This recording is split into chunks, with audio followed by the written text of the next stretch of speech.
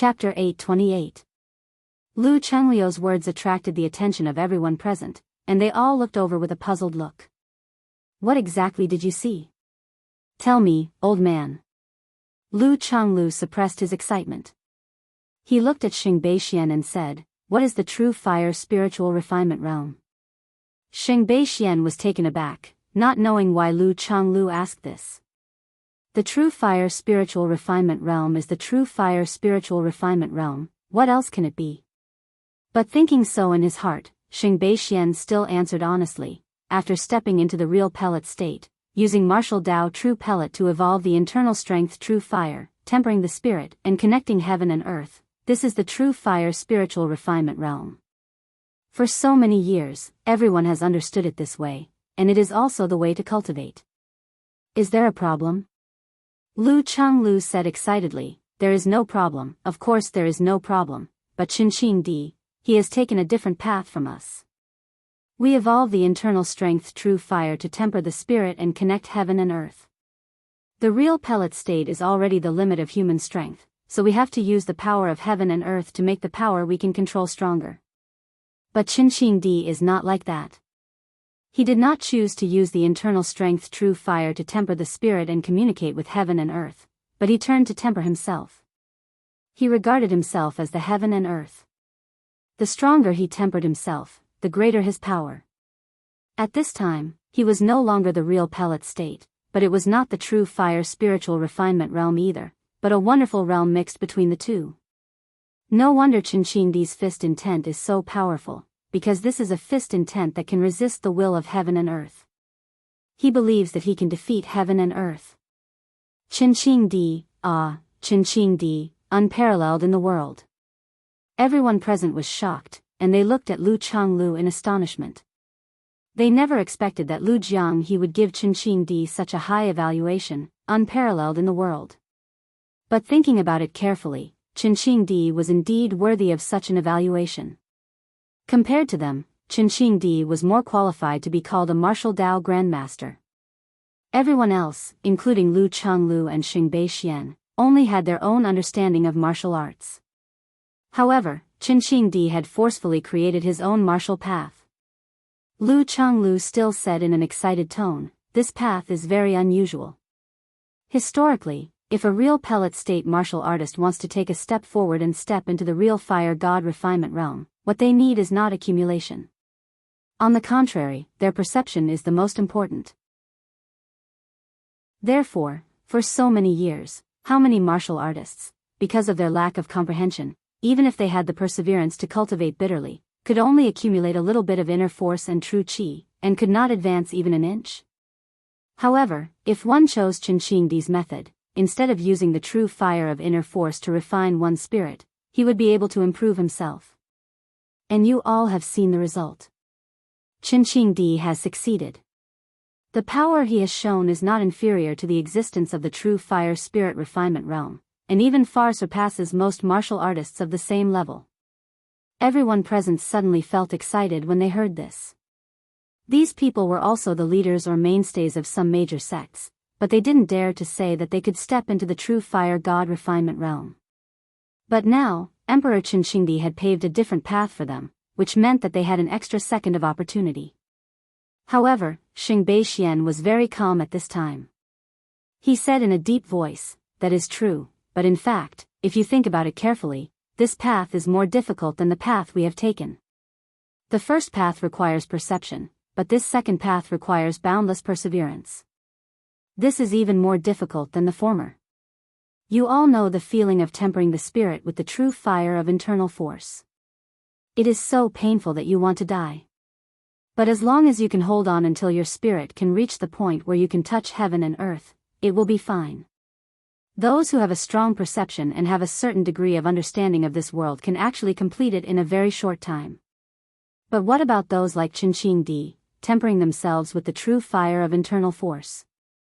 You can see that his whole body is still burning with the true fire of internal force. God knows how long it took him to take this step. If you want to compare with heaven and earth, you have to bear the powerful pain and price that you can't imagine. Those who can step into the real pellet state, except for those who rely on opportunities or external objects, basically have a certain degree of perception and talent. So for them, choosing the first path is easier than taking the path of Qinqing. Upon hearing this, everyone suddenly calmed down and finally understood. If Qinqing's path was so easy to walk, only Qinqing would not have chosen this path for tens of thousands of years and succeeded alone. Perhaps the path chosen by Qinqing had been taken before, but they found that it was a dead end, so they gave up. But who would have thought that Emperor Qinqing would be so talented? He actually relied on his own willpower to forcefully walk out of a dead end into a living path. It was not an exaggeration to say that he was unparalleled in the world. Lu Chenglu sighed and said, "Even so, Qinqing has also taken a new path. If the future generation of martial artists really feel hopeless, and they have great perseverance, they can try to take the path of Qinqing. After all, he succeeded. In terms of martial arts, Qinqing is already worthy of the title of Grandmaster. I admire him." Lu Chenglu, the master of the real martial sect, was a good person in the eyes of most people. He had a gentle personality, and his means were not tough, let alone radical. However, there were many martial artists in the underworld who owed Lu Chenglu a favor. He always helped if he could, and he wouldn't force if he couldn't. He would also leave some leeway for others. Coupled with the reputation left by Ning Xuanji in the past, Lu Chenglio's status in the underworld was actually not low. It was not easy for such a person to say the word admire for Qinqing. At this time, Guang Xieyue and Qinqing were already fighting with all their might. They didn't want to give in to each other. The battle between the two had completely smashed the open space in front of High Heaven Sect. The violent true chi fluctuations around were even enough to seriously injure some weaker real pellet realm martial artists. The madness in Guang Xieyue's eyes became more intense. He already felt that he had lost the face of Elysium after being forced to such an extent by Qinqing. Guang Xieyue's body shone with moonlight, and his figure suddenly retreated 1,000 feet. Just when everyone thought he wanted to escape, Guang Xieyue made a gesture with his hand. A moonlight shone between his eyebrows, and a trace of blood oozed out. In an instant, the blood-colored moonlight shone brightly, shrouding the whole world. Within a radius of more than 10 miles, the sky could no longer be seen. There was only a blood moon in the sky, and in the blood moon, there was a divine figure standing, making a gesture that was exactly the same as the one in Guang Xieyue's hand. This powerful aura seemed to be able to pierce through the heavens and the earth. Sheng Beixian said with a solemn expression, "Headmaster Lu, the martial arts of the Elysium are very strange. What kind of martial arts do they cultivate?" Lu Chenglu also shook his head with a serious expression and said, "I don't know, but Elysium is not easy to deal with. In the past, Dugu Weiwei was almost invincible in the world, but he was still able to accommodate Elysium living in Kunlun Mountain. It is conceivable that Elysium's background is not that simple. Moreover, Elysium's martial arts are very old, so old that they are close to the ancient martial arts. The development of martial arts is not static, and the ancient martial arts did not have to be stronger than the current martial arts. Over the past 10,000 years, although the current development of martial arts was built on the foundation of the ancient martial arts, it was more suitable for the current environment than the ancient martial arts. It was easier to understand. Even if you were illiterate, even if you were disabled, as long as your meridians were still intact, you could cultivate. But it was also because of this that the current martial arts were more homogenized. It was not like the ancient times, when 100 flowers bloomed and 100 schools of thought contended. There were 3,000 orthodoxies in Taoism, but now, there were no more than 100 of them. The Tianmen lineage inherited the ancient martial way. However, there was no mention of the Tianmen in the ancient records. The origins of the other party were very mysterious. If the 9 great divine generals of Elysium all had this kind of strength, and all of them appeared in the underworld, then the underworld would be in chaos. Sheng Beixian also nodded with a serious expression. It was not that the underworld could not accommodate strong people, but it depended on how the strong person came to be. Yi Xiaonan's reputation was not built in a day. Since he took charge of moon-worshipping cult had slowly climbed to its current status. If the 9 great divine generals of Elysium appeared in the underworld, it would indeed cause chaos in the underworld. At this moment, in the field, Kuang Shiyue did something that no one present could have imagined. He actually bowed to the divine figure in the blood moon, and it was the kind of bow where he prostrated himself on the ground. But at this moment, the divine figure in the blood moon actually followed Kuang Shiyue's action and prostrated himself on the ground towards Qinqing, kowtowing to him. With this movement, the weather between heaven and earth changed, as if the world was collapsing. How could a mortal accept the bow of a god? The moon deity kowtowed and accepted this bow, but the price was Qinqing's life. Qinqing laughed maniacally. "What the hell are you talking about? You want to worship me, but you don't have the qualifications." Qinqing's whole body was burning with golden fire. He took a step forward, and in the blink of an eye, an earth dragon turned over, and the earth cracked. As the fist fell, the surrounding space seemed to be compressed to the extreme by this fist, and a loud, silent explosion erupted. The greatest sound is silent. Unparalleled in the world, the fist momentum is invincible. As the fist blasted out, there was even a hazy divine figure in the surrounding void. That was the appearance of Qinqing's fist. In Qinqing's eyes, he did not cultivate heaven and earth, but he cultivated himself. He was his own god. Boom! As the fist momentum fell, the blood moon collapsed, and the moon deity's shadow was torn apart. Traces of black void traces even appeared in the space where the two of them fought. That was the sign that the space was unstable and was about to be torn apart. Kuang Shiyue spat out a mouthful of blood, and his face was as pale as paper. Looking at the demon-like Qinqing in front of him, there was no longer any contempt or arrogance in his eyes, only disbelief. Chapter 829. The commotion caused by High Heaven Sect's spirit array was so great that many people had already seen it. The battle between Kuang Shiyue and Qinqing was so powerful that even more people had seen it.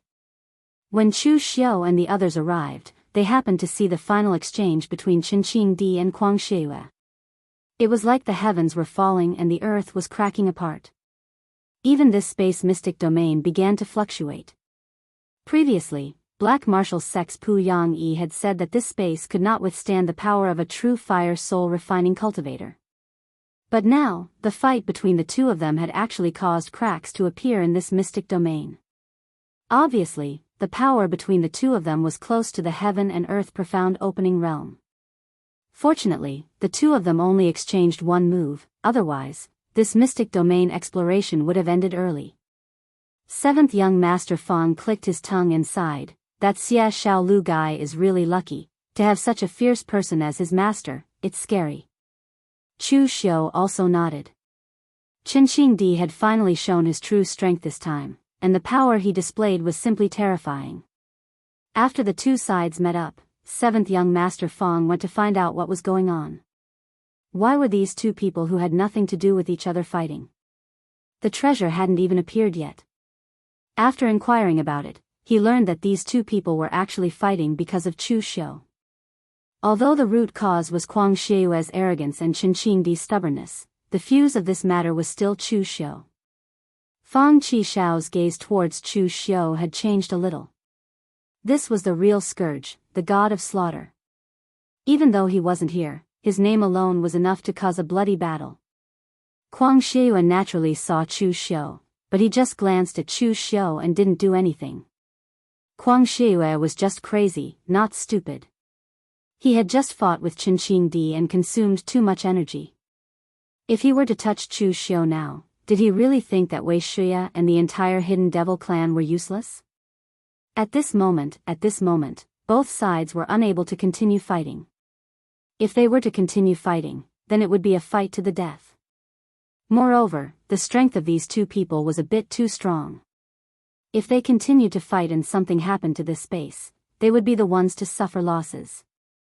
After a temporary truce, a few true fire spirit refinement realm powerhouses gathered together to discuss how to break the formation. However, no matter how they discussed it, if they wanted to break the formation, they could only rely on everyone working together. High Heaven Sect's spirit array was simply too vast, so vast that even after tens of thousands of years, even after experiencing an ancient tribulation, it still possessed such power. Therefore, after the discussion of everyone present, everyone attacked a part of the formation. As long as one part was destroyed, they could gradually weaken the power of the spirit array and finally break it in one fell swoop. During the process of breaking the formation, other martial artists who entered the secret realm also gradually came and joined in. Almost all the martial artists who entered this secret realm finally gathered here. Chu Xiu also saw the old monk from Sabodi Monastery, Jingchan. For some reason, the way the old monk looked at Chu Xiu made him feel displeased. He felt a chill run down his spine.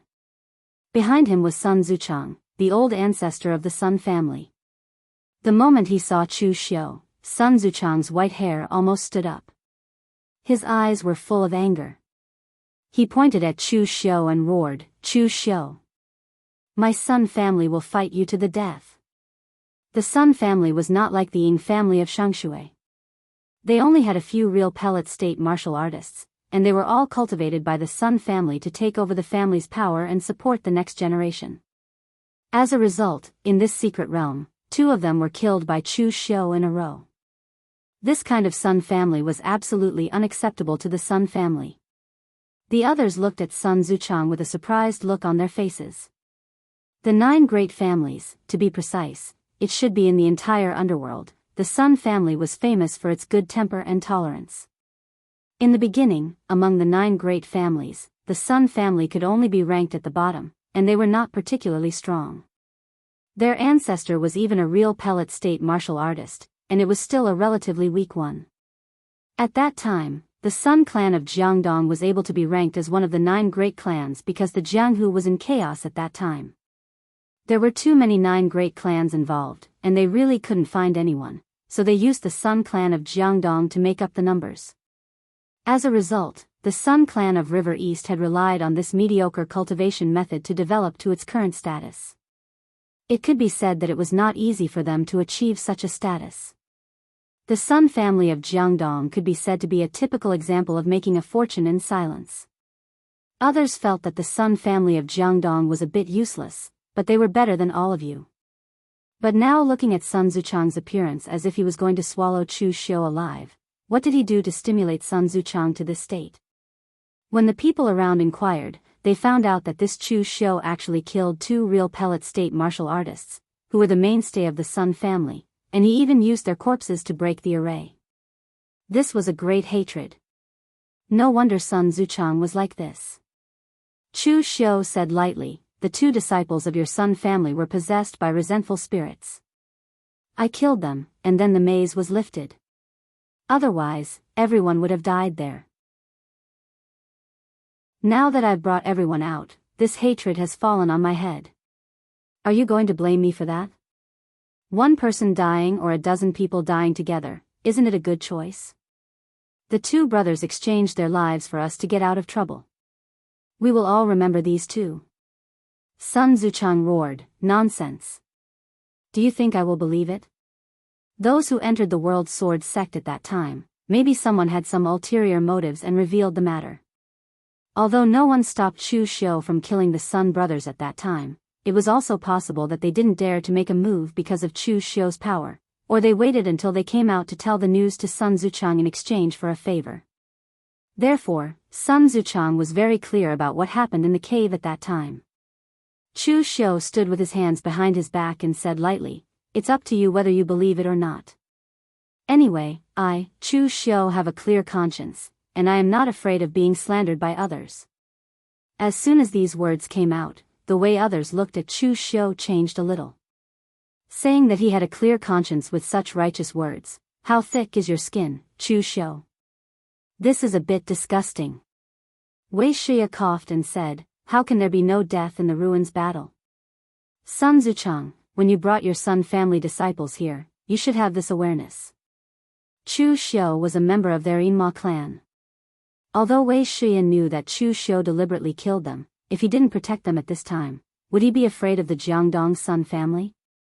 Yu Moya, who was also a true fire spirit refinement state powerhouse of the Yinma clan, also laughed strangely and said, "Old Sun, it's just the death of two real pellet state martial artists. Anyway, if your Sun family can bear it, you will be able to bear it for a few years. Sun Zuchang was trembling with anger, but now everyone was studying the matter of breaking the array. Was it worth it to fight with the Yinma clan for this little grudge of the Sun family? Obviously, it was not worth it, so no one stood up for the Sun family at this time. Sun Zuchang could only bear it, snorted coldly, and walked aside. When others saw Sun Zuchang's appearance, they couldn't help but shake their heads. Face was fought for by oneself. If you don't live up to expectations, then you can't blame others. All day long, he always wanted to keep a low profile and endure. If there was a matter, others would take the lead first, and he would hide behind to add insult to injury. This was indeed safe, but he couldn't stand the storm. Just like the battle between Qingqing and Kuang Shiyue just now, even if the opponent was Kuang Shiyue of Elysium, as long as he dared to be arrogant in front of Qingqing would still dare to attack him and throw a heavy punch. It was likely that if Sun Zuchang were in his shoes, he would definitely choose to give in and swallow his anger. Sun Zuchang temporarily gave in and everyone began to work together to break the spirit array, but it took them a full day to open it. It was easy to imagine the strength of High Heaven Sect's spirit array. When the gates of High Heaven Sect were pushed open, a dazzling light bloomed, blinding everyone present. Looking around, there was only shock and awe. The entire High Heaven Sect's main hall was white, and whether it was the ground or the surroundings, everything was paved with a white jade-like material. Directly in front of the main hall was a giant statue more than 1,000 meters tall. This giant statue was dressed in battle armor and had a crimson cloak draped over its shoulders. Ferocious beasts worshipped it, and even dragons had to submit to it. It was just that the appearance of the giant statue was blank, but it gave people even more room for imagination. Is this the ancestral founder of High Heaven Sect? Sure enough, he's quite domineering. Fang Qishao muttered in a low voice, but it attracted angry glares from everyone, which made him dare not speak again. Everyone looked around the main hall of High Heaven Sect, feeling that something was wrong. This place was different from the ruins they had been to before. It was clean, too clean. The white jade-like ground was spotless, as if there was still a spirit array operating underground, guarding this place at all times. Moreover, the things placed around it were extremely neat. It seemed that when the people of High Heaven Sect withdrew from here, they did not panic at all. Everything was in an orderly manner, and they had even packed up their things. Compared to other sects that were in a panic during the Great Ancient Calamity, High Heaven Sect was calm enough. At this moment, Chu Xiu thought of the meeting notes he had found before. The so-called heaven-splitting plan, or rather, the plan to deal with the Great Ancient Calamity, should have been a success. Those who agreed to the heaven-splitting plan, like High Heaven Sect and Three Pure Temple, were one of the leaders, so they all seemed very relaxed and indifferent. As for the others, that was not necessarily the case. For example, only 2 people from Spirit Treasure Temple were qualified to leave. According to Fang Qishao, the sword sect of the world should be one of the top sects in the ancient times, but only 1/10 of its disciples could leave. Looking at the appearance of High Heaven Sect, it could not be that all the disciples had left, right? Just as everyone was still thinking about it, the entire main hall shone brightly with spirit array light, and a voice suddenly rang out.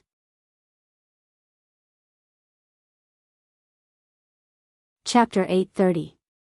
The radiance of the spirit array in the main hall suddenly activated, which startled everyone present, for fear that they had triggered some kind of killing array.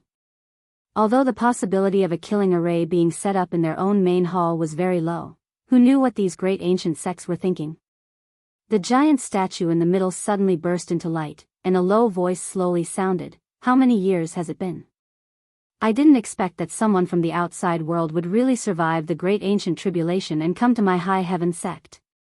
Inside the giant statue in the middle, a figure emerged from the radiance of the spirit array, but his face could not be seen clearly, and even his aura was extremely faint. Looking at the crowd below, the figure laughed in a low voice and said, "No matter how many years have passed, being able to come to the illusory void boundary is your ability. Being able to break my High Heaven Sect spirit array is also your ability." Sir Sect Master was merciful and didn't want to take everything away, so he left some good things for you, which can be regarded as a blessing to future generations. Everyone present didn't show the slightest expression.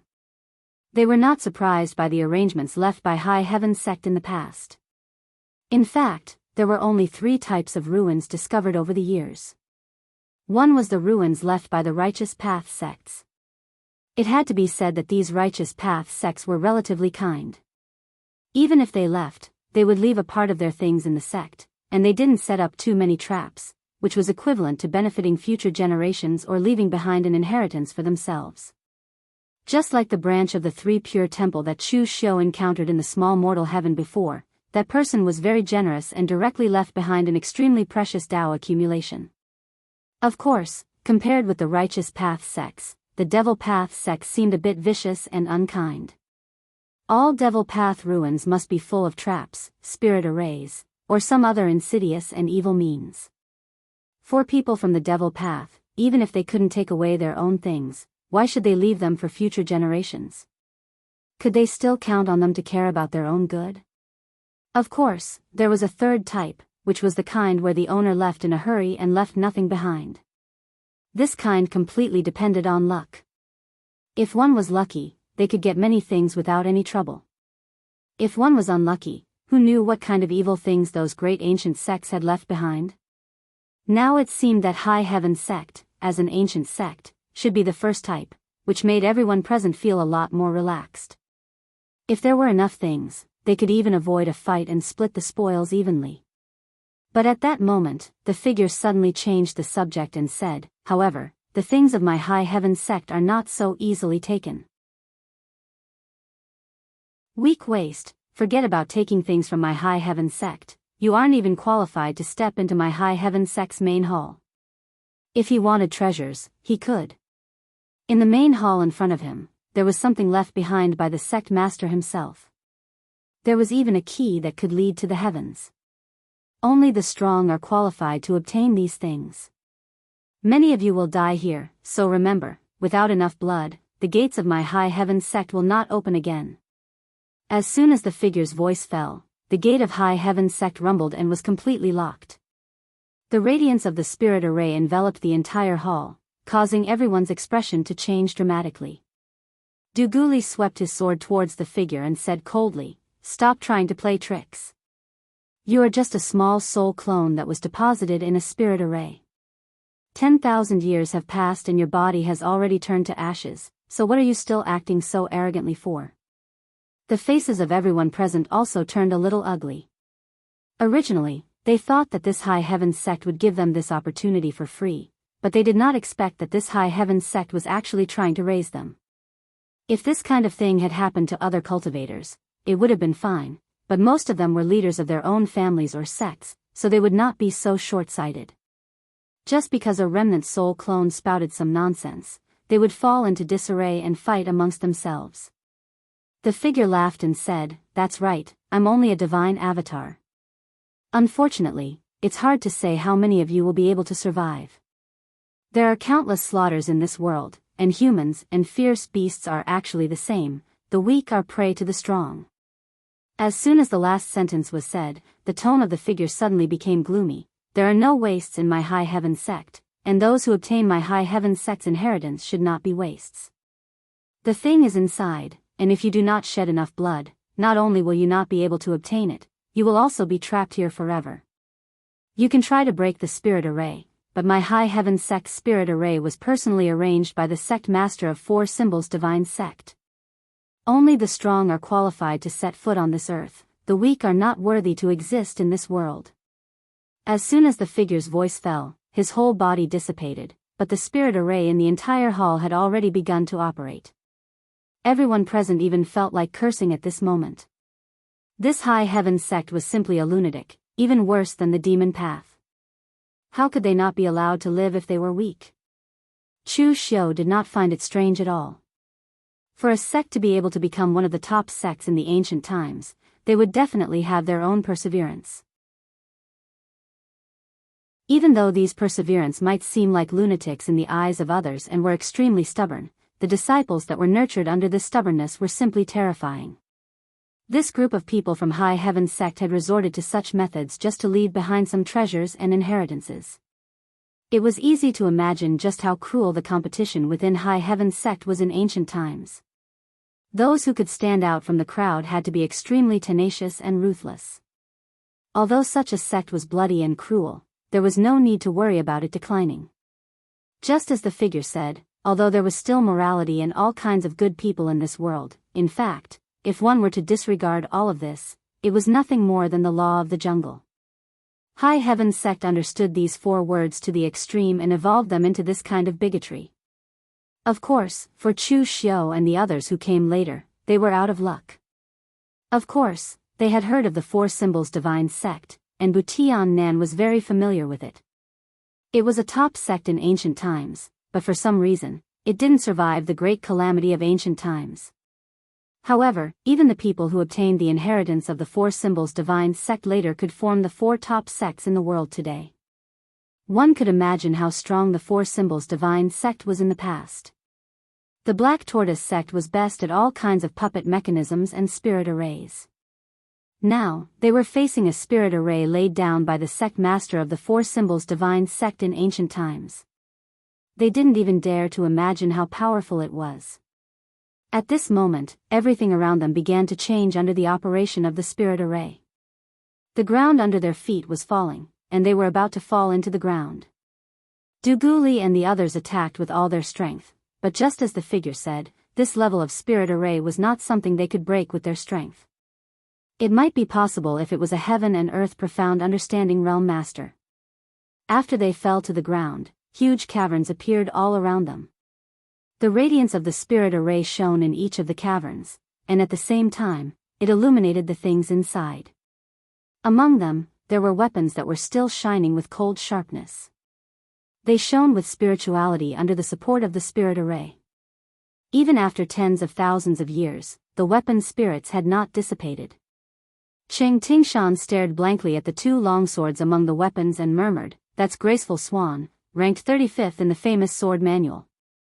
There's also Profound Heaven, ranked 28th in the famous sword manual." The martial artists of Hidden Sword Mountain Villa were very familiar with the famous swords in the world, be it in the current world or the legendary ones.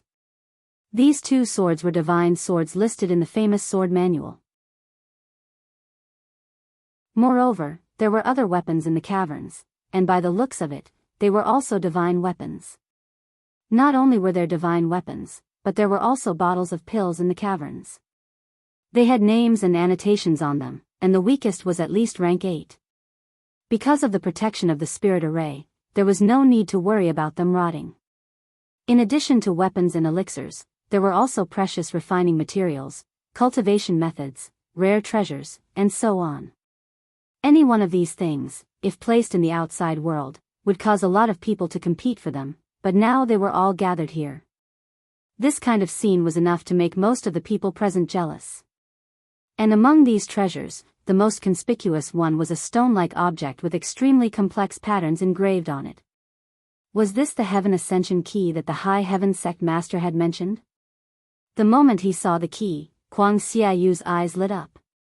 The key really was in these ruins. At the same time, Huang Xiaoyu cursed in his heart. This High Heaven sect was really crazy.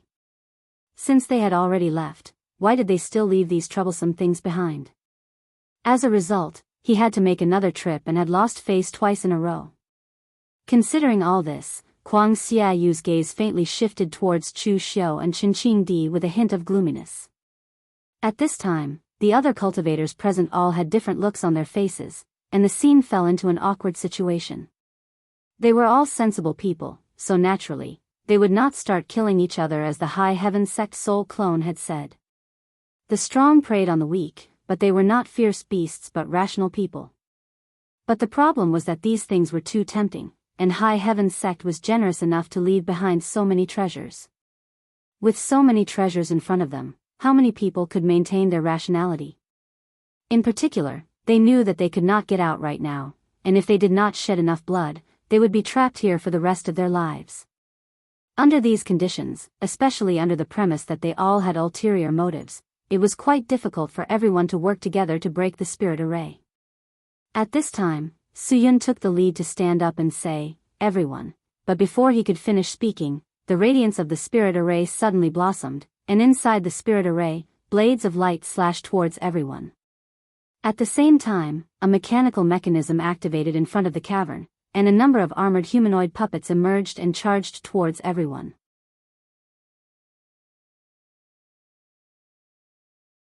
Chapter 831. These means of High Heaven's sect were vicious, one after another. It was clear that they were forcing everyone present to take action. The light blades in the spirit array were like knives. Even a real pellet realm martial artist would have a hard time facing them and could only dodge. Moreover, those mechanical puppets had a powerful aura, and their whole body was made of top-grade materials. Although they were not so flexible, it would still take some effort even for a real fire spirit refinement realm powerhouse to defeat them. Everyone was forced into a corner and had no choice but to charge forward, resisting the formation while dealing with the puppets. In the battle just now, the most dazzling performance was Ing Sanshu of the Ing clan. Chu Xiao and other junior martial artists had never heard of Ing Sanshu's name, let alone seen Ing Sanshu fight. But after they saw it, Chu Xiao and others understood why Ing Sanshu was qualified to be ranked first on the Fengyun list. Although the offensive power of those puppets was not strong, their defensive power was extremely amazing, and their whole body was made of materials used to forge divine weapons. But Ing Sanshu's attack was like the sky was collapsing. Black aura chi shone around him, and a black dragon roared. The black aura chi turned into a black dragon that hovered behind him, and there was even a vague charm of the dragon clan in it. With a claw, the dragon's claw tore everything in front of it apart and caught a puppet in its hand. The other hand formed a fist seal, and with a loud bang, the puppet's body shone with the brilliance of the spirit array. The spirit array in it had obviously been destroyed. However, Ing Sanshu did not stop there. His punches rained down one after another. Everyone watched as the metal puppet, which had appeared to be incomparably awe-inspiring just a moment ago, was now crushed into a lump of scrap metal. Ing Sanshu directly kept it in his pocket. Looking at Ing Bailu on the side, Ing Sanshu said lightly, "These puppets are all materials used to forge divine weapons. They are strong and sharp, and can be used to forge weapons in the future. They are very precious, don't waste them. Since the rise of my Ing clan, we have been treading on thin ice. We can't make the slightest mistake, and we can't let go of any small benefits. As the future patriarch, you need to know the principle of being diligent and thrifty." Ing Bailu nodded with a serious expression. In the Ing clan of Xiangshui, Ing Sanshu's status was even higher than his father's. He was the current head of the Ing clan. However, Ing Sanshu's ambition did not lie in this, so he focused on martial arts. He did not interfere with the businesses of the Xiangshui Ing clan or the clan's affairs. The corners of everyone's mouths twitched. A material that could be used to forge a divine weapon was crushed like scrap metal in Ing Sanshu's hands. How could this be called sturdy? Just how strong was this guy? Moreover, in such a tense situation, Ing Sanshu was actually lecturing Ing Bailu on what it meant to be diligent and thrifty. No matter how one looked at it, such a scene did not seem right. However, right at this moment, the array formation in front of one of the caves suddenly disappeared. Ing Sanshu waved his hand, and his gang chi directly swept out bottles of medicinal pills from within. Seeing this scene, everyone instantly understood what was going on. The array formation that controlled the mechanical puppets was one with the array formation in front of the cave where the treasures were hidden. As long as he could deal with these mechanical puppets, he would be able to obtain the treasures inside. Although everyone present still didn't know how they should leave this place, it was better to get the treasures first. Lu Fengxian and Mei Qinglian stood beside Chu Xiao. In this kind of place, especially in the face of these puppets with extremely abnormal defense, they could only join forces to deal with the enemy. Although these mechanical puppets were vulnerable in the hands of Ing Sanshu, if they were placed in front of other real pellet state martial artists, even Chu Xiao was not sure that he could defeat them in a short time. "Which one should we deal with first?" Lu Fengxian asked. Chu Xiao squinted his eyes and thought for a while. "Let's find the puppets with elixirs in the previous caves. What we lack most should be these things." Although these puppets were now in a mess, they were refined by the people of the Four Symbols Divine sect in the past, and they were not the work of the same person, so there were great differences in subtle places. The memory of everyone present was not bad. As long as they saw it, they could now recall that they had appeared in front of those caves before. For the current Chu Xiu trio, what the three of them lacked the most was elixirs. Chu Xiu didn't lack weapons, but what he lacked were some best quality elixirs for cultivation. Although the divine Dr. Feng Buping was now under him, Feng Buping was only good at medical skills. Although he could also refine elixirs, he could only refine some healing elixirs. The elixirs for assisting cultivation were all extorted by Chu Xiu from the major martial arts forces in northern Yan as protection fees. Although the number was huge, there were no best quality elixirs.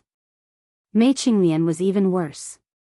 She was the only one in her Yin demon sect, so when she was in the Guanzhong torture room, she didn't even have many elixirs. It wasn't until she followed Chu Xiu that Mei Qinglian used the power of the Zhenwu Hall to plunder a lot of good things. Of course, these things were useful to Chu Xiu, but not to Lu Fengxian. His luck was amazing. After fusing with LV Wenho's primordial spirit fragment, the bottlenecks of various realms were extremely low. Even if he didn't have elixirs, his cultivation speed was not slow with his talent. However, since Chu Xiu needed elixirs, he just had to cooperate. The destructive power of the three of them, Chu Xiu, Lu Fengxian, and Mei Qinglian, was huge. Mei Qinglian's beauty technique was originally only useful against humans, and it was useless against these mechanical puppets without any spiritual intelligence. However, Mei Qinglian's movement technique could be said to be the best among the three. In terms of unpredictability, even Chu Xiu's fast and slow 9 words formula could not be compared to it. Therefore, Mei Qinglian directly attracted the attention of those puppets, and then Chu Xiu used his powerful spiritual qi and various martial arts techniques to control them. Finally, Lu Fengxian struck and smashed the mechanical puppet into a pile of scrap iron. These mechanical puppets were indeed very hard, but no matter how hard they could not win against the unparalleled heavenly weapon. Together with Lu Fengxian's unparalleled strength, the three of them combined their destructive power against these mechanical puppets was not inferior to that of other experts in the true fire spirit refinement realm. In a short period of time, the three of them worked together to deal with 2 puppets, which made everyone jealous. In such a fierce battle, almost all the puppets were killed, and the things in the cave were also about to be taken away. But at this moment, something happened. The power of the entire formation increased by a notch, and countless extremely sharp light blades rose from it. Like a grid, it shrunk and separated everyone, and it was still slowly shrinking. Chu Xiu was caught off guard and was separated from LV Fengxian and Mei Qinglian. He glanced at his surroundings and couldn't help but curse his bad luck. Things like formations were not absolutely uniform. The place where he was just now was the center of the entire formation, and there were light blades attacking from all directions, and the pressure was the greatest. He was directly isolated here, and if he was not careful, he would be the first to die. At this moment, Chu Xiu suddenly had a feeling that things like luck were really quite important. It was also a dangerous scene, but LV Fengxian had obtained a large amount of spiritual energy after a nap, creating a fateful encounter. If it was him, he would be surrounded by killing intent. The difference in treatment was not small at all. Others obviously also noticed Chu Xiu's situation. Wei Shia frowned slightly. He was going to solve the puppets in front of him first, then break the formation barrier to rescue him. Although Chu Xiu was at the center of the formation, he was still far away from the light blades, so there was no danger for a while. For the powerhouse of real fire spirit refinement state, they could break the barrier formed by these formations in a short time if they went all out. However, at this time, the closest to Chu Xiu was Sun Zuchang, the ancestor of the Sun family of Jiangdong. He looked at Chu Xiu with a gloomy murderous intent. Chu Xiu killed 2 real pellet state martial artists of the Sun family of Jiangdong. If he didn't kill Chu Xiu, he wouldn't be able to calm down. At present, everyone around was separated by the formation. Even if Wei Shia wanted to save Chu Xiu, he needed to break several formation barriers. Chu Xiu was already alone, so it was a good time to kill him. But Sun Zuchang made up his mind several times, and his eyes flashed with murderous intent, but he didn't make a move in the end. The outsider's evaluation was right. The way the Sun family of Jiangdong did things was called low-key and forbearing, but to put it bluntly, it was cowardly and had too many concerns. It was easy to kill Chu Xiu, but in the future, the Sun family of Jiangdong and the Yinma clan would form an irreconcilable feud. He was not ready to fight with the Yinma clan yet. If he really killed Chu Xiu, would the Sun family of Jiangdong face the revenge of the Yinma clan in the future? Would the other righteous sects of Eastern Qi choose to help the Sun family? These were all unknown things. Sun Zuchang thought too much and had too many concerns, so after thinking about it, he didn't have the courage to make a move in the end. Just as Duguli had said, Sun Zuchang was a very crafty person.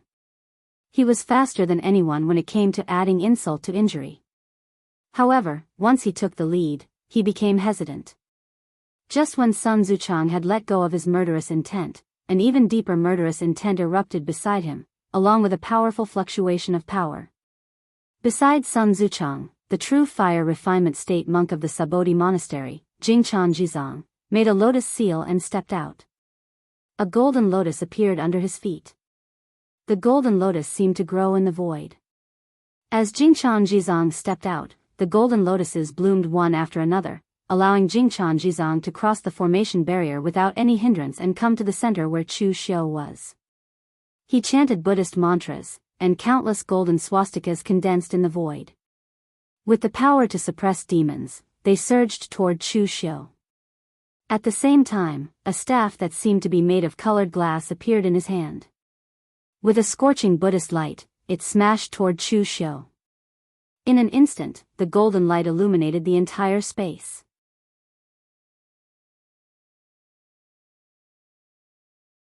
Chapter 832.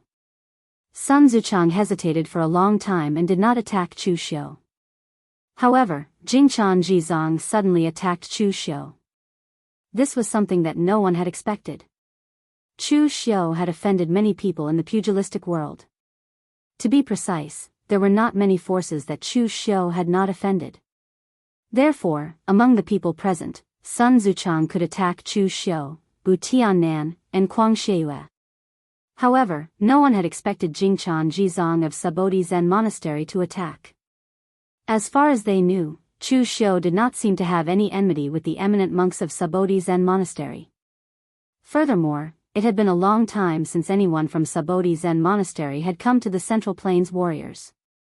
What was going on? Not to mention that they didn't know what was going on, even Chu Xiu didn't know what was going on. Before entering the mystic realm, he had sensed Jingchan Jizang's killing intent toward him. At that time, Chu Xiu had been puzzled. He had not expected Jingchan Jizang to actually attack him. Furthermore, Chu Xiu could clearly sense that the other party was aiming for his life. Blood qi erupted from Chu Xiu's body as the great blood shadow technique scattered. Countless blood shadows helped Chu Xiu block the swastikas. However, the power of the swastikas was too great. Furthermore, the heat was like magma, directly evaporating the blood shadows. Taking advantage of this opportunity, the heavenly demon dance in Chu Xiu's hand emitted a loud wail of hungry ghosts.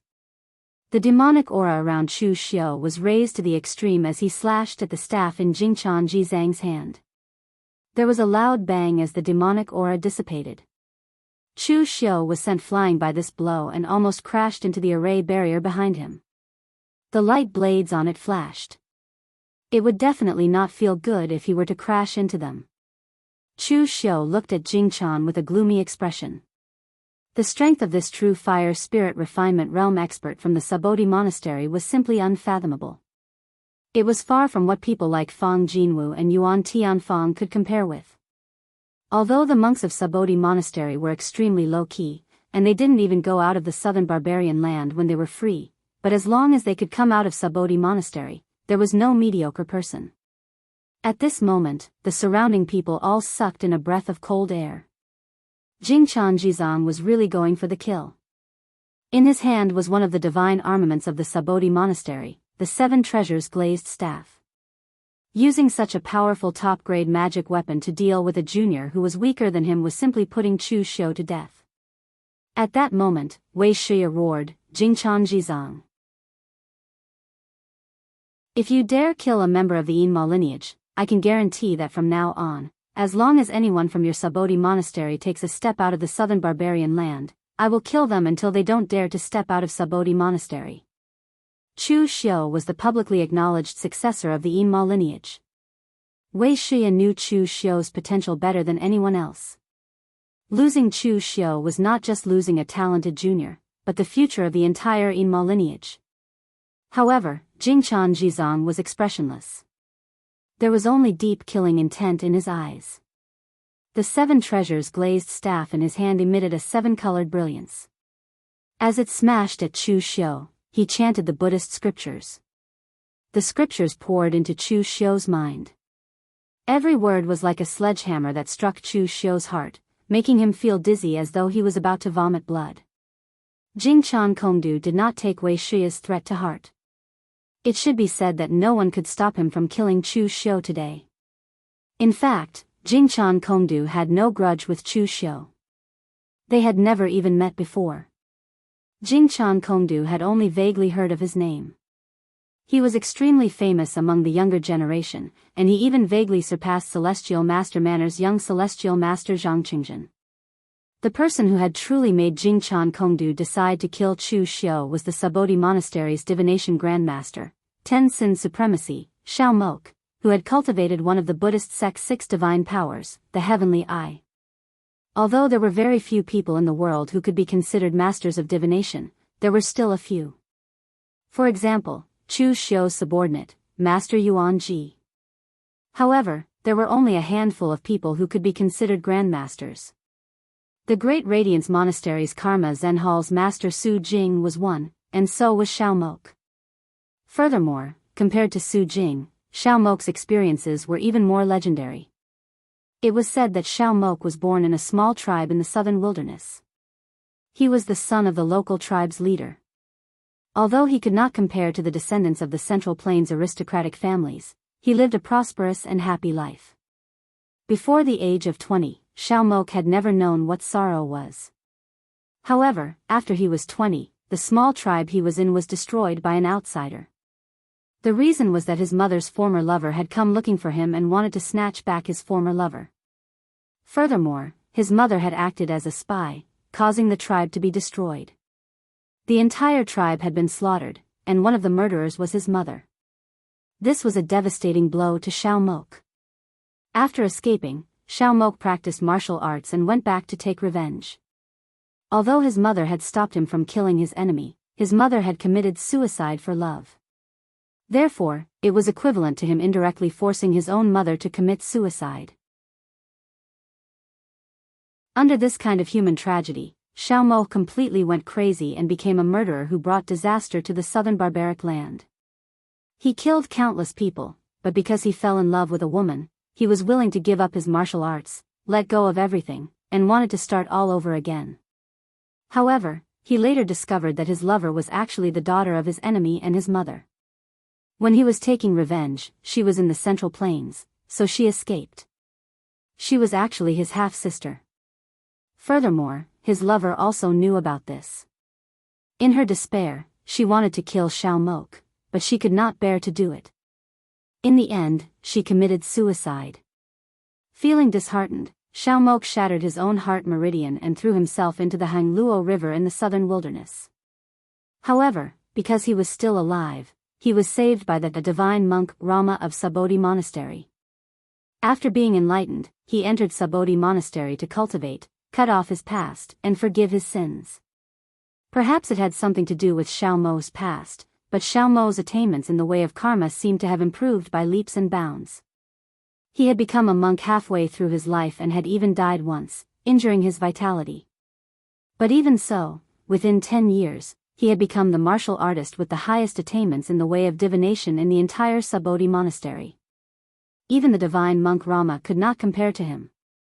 When Yi Xiaonan entered Sabodi monastery, Rama was defeated by Yi Xiaonan and immediately went into seclusion. This made many monks in Sabodi monastery very worried. Subodhi Monastery was located in a corner of the southern wilderness. There were not many disciples, and there were not many things to deal with. Therefore, it was normal for the abbot to go into seclusion for several years or even more than 10 years. But now, the demonic path was showing signs of rising, which made the monks of Subodhi Monastery extremely anxious. Jingchan Jizong was the oldest monk in Subodhi Monastery. He regarded the safety of the sect above his own life. Therefore, he asked Xiaomok for divination in front of the sect. In order to repay the kindness of the past, Xiaomok consumed 100 years of his lifespan to divine the future of Subodhi Monastery. He wanted to see if Yi Xiaonan would be a great enemy of Subodhi Monastery. However, the result he saw was something that even he could not believe. He did not see Yi Xiaonan. What he saw was the scene of Subodhi Monastery being destroyed in the hands of Chu Xiu. At that time, Xiaomok did not even know Chu Xiu. He only drew Chu Xiu's appearance in his divination and gave it to the person in charge of wind-sweeping building in the southern wilderness to see. He immediately confirmed that this person was Chu Xiu. At the same time, he told him the news of Chu Xiu. The successor of the Yinma lineage was famous in Jianghu. Although he was young, he already had the attitude of a demonic Tao overlord. Once such a person was allowed to grow, he might become an existence even more terrifying than Yi Xiaonan.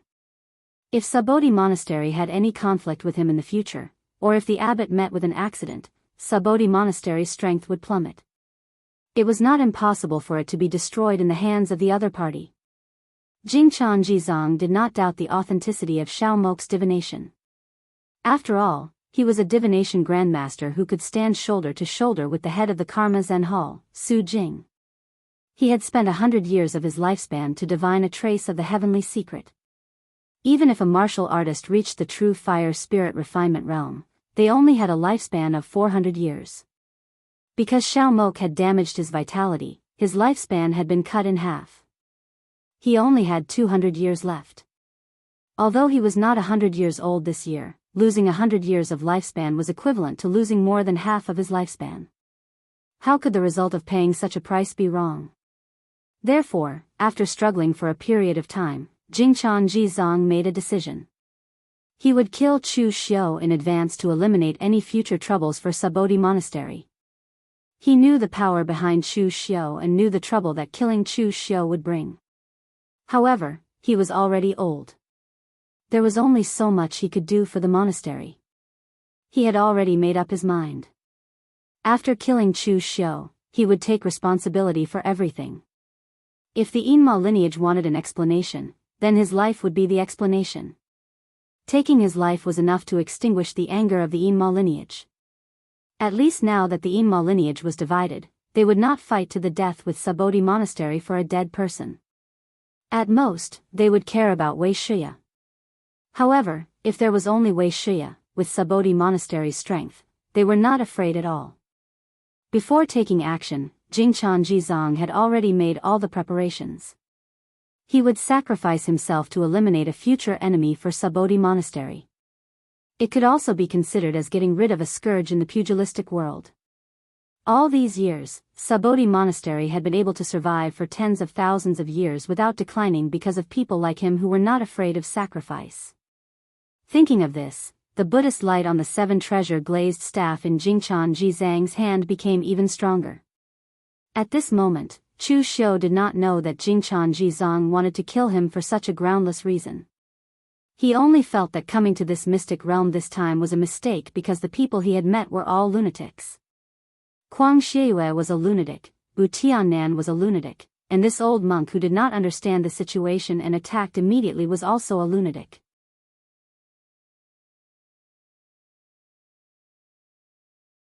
Chapter 833. Jingchanji had hidden his killer move, but Chu Xiu did not want to die in such an inexplicable way. Moreover, he never had the habit of waiting to be captured. It was the same whether he was facing someone at the true fire spirit refinement realm or the heaven and earth elemental enlightenment realm. Chu Xiu pushed the power of the mental demon rotation technique to the extreme as he resisted Jingchan Jizang's Buddhist voice attack with all his might. At the same time, a powerful aura erupted from the heavenly demon dance in Chu Xiu's hand. As the saber slashed down, the surrounding space seemed to tremble. The saber's momentum was like a vast sea wave, engulfing everything. 7 limits, sea breaking. The overbearing and powerful sea-breaking saber slashed out and collided with the 7 treasures glazed staff. A powerful force erupted between the two. Once again, Chu Xiu was blasted away. This time, even his hand holding the saber trembled. As an ascetic monk from the Sabodhi monastery, he had begun to hone his perseverance and willpower when he was young. Those who had the qualifications to step out of the southern wilderness and roam the martial world were not easy to deal with.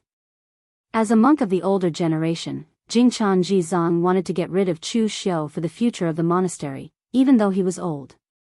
For the sake of the sect's grand plan, his strength had increased to its peak and was even stronger. As for the others, their reactions were different when they saw Chu Xiu being attacked by Jingchan Jizong. The 4 true fire spirit refinement realm experts of the hidden devil lineage immediately wanted to stop Jingchan Jizong when they saw that he had no intention of stopping. Regardless of how they felt about Chu Xiu, they were all here and represented the interests of the entire hidden devil lineage. Chu Xiu was the successor of the hidden devil lineage, but he was being attacked and killed here. What was going on? If they stood by and did nothing, not only would they ruin the reputation of the hidden devil lineage, but they would also not be able to explain themselves. Therefore, the 4 of them immediately broke through the array barrier and prepared to rescue Chu Xiu. However, Bu Tiannan sneered and stood in front of Wei Shih. Wei Shi's face darkened. Bu Tiannan, you are courting death. Bu Tiannan lightly said, Elder Wei, it's not that I don't want to give you face, but Chu Xiu didn't give me face first. Wasn't he, Chu Xiu, arrogant? In that case, it would be best for the others not to interfere. I would like to see if the monks of the Sabodhi monastery can kill this brat. Wei Shih snorted coldly. Without saying a word, he started to fight with Bu Tiannan. Now that the situation was critical, he didn't have time to talk nonsense.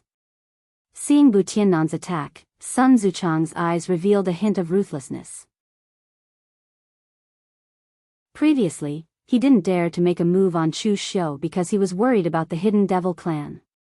But now, someone had already made the first move to kill him.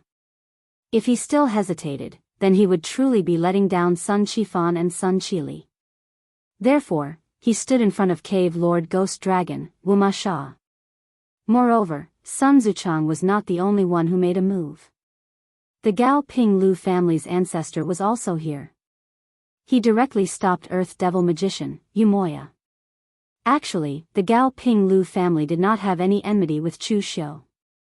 However, when he heard that Chu Xiu had killed the Sun brothers, he couldn't help but be vigilant.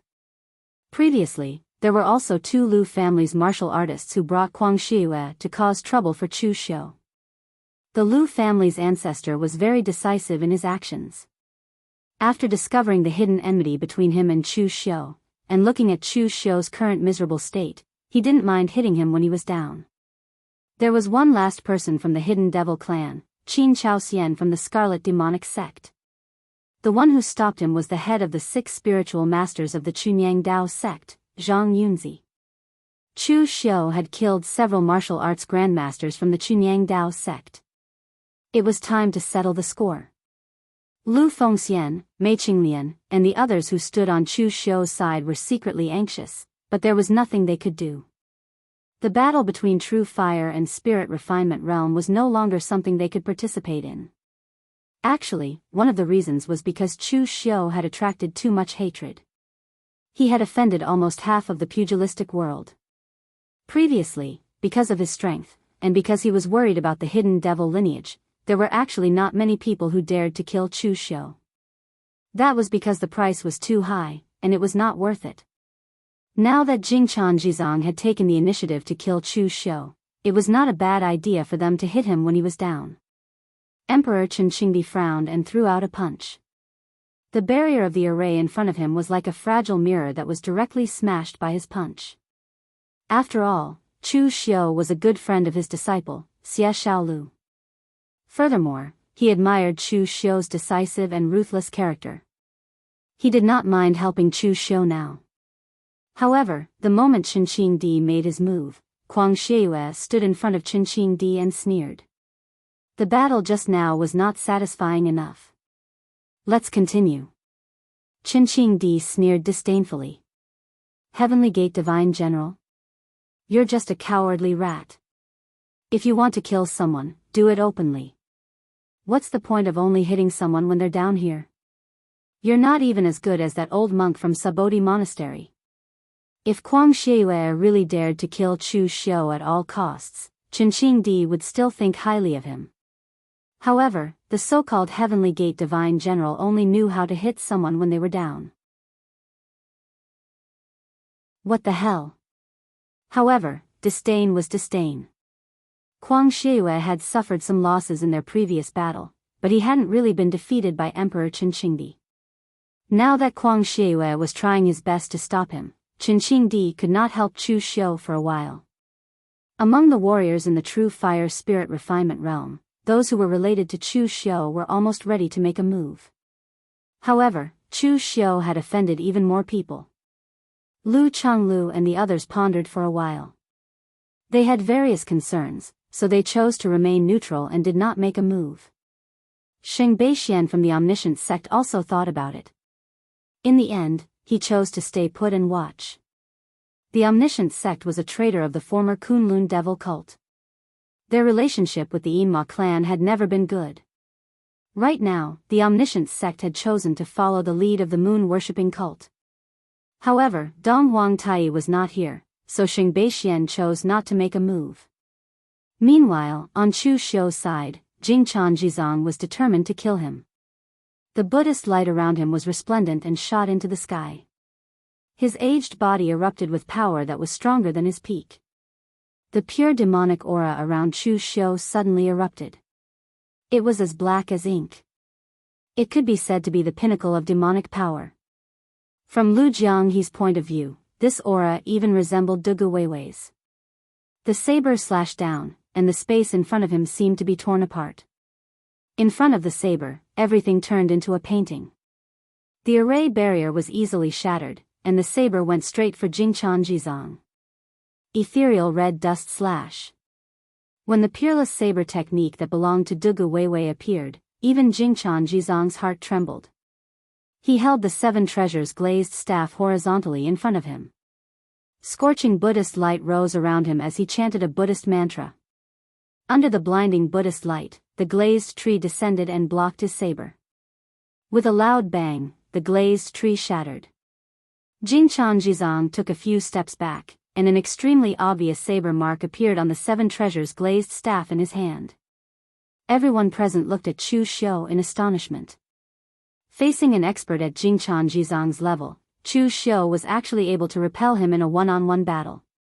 This was somewhat terrifying. Jingchan Jizong took a deep breath. The more powerful Chu Xiu displayed, the more determined he was to kill Chu Xiu. Now, Chu Xiu had such strength. If Chu Xiu stepped into the heaven-earth mystic illumination realm in the future, Bodhi Zen Monastery might really be destroyed in Chu Xiu's hands, just as Xiao Moha had predicted. Jingchan Jizong pressed his palms together as an even more intense Buddhist light erupted from his body. Through the Buddhist light, one could even see a golden relic rapidly spinning in his dantian. Upon seeing this scene, everyone present was alarmed. Jingchan Jizong had even expended the power of his relic. How much grudge did he have with Chu Xiu? The relic of the Buddhist lineage was what ordinary warriors called the true martial core. However, there were some subtle changes. However, no matter what changes there were, the true martial core was extremely important to warriors.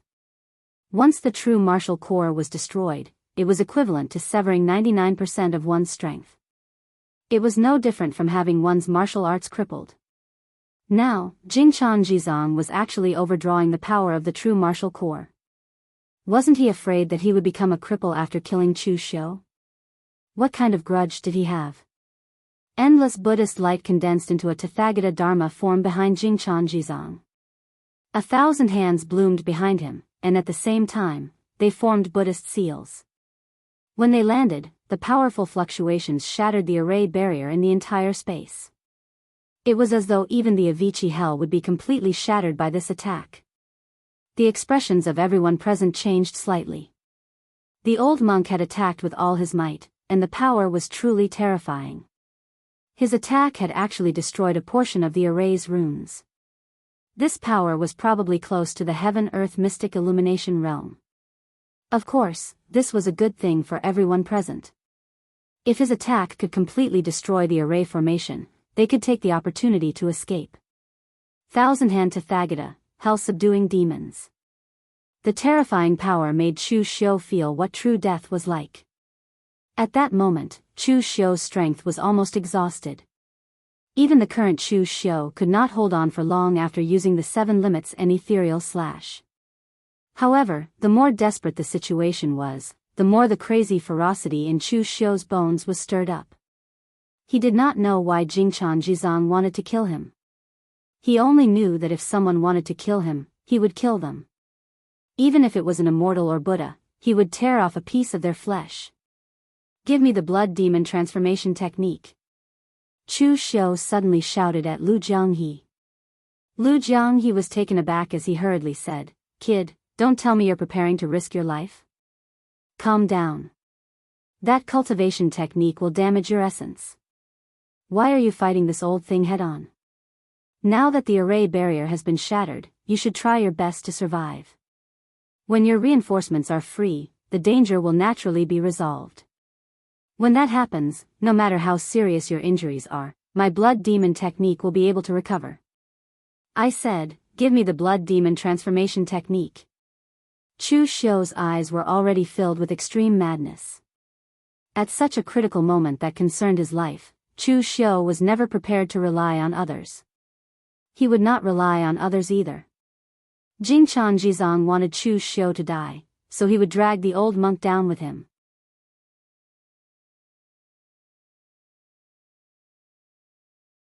Chapter 834. In terms of calmness, Chu Xiu was sometimes calmer than anyone else. Chu Xiu still had the demeanor of remaining calm even if Mtai collapsed in front of him.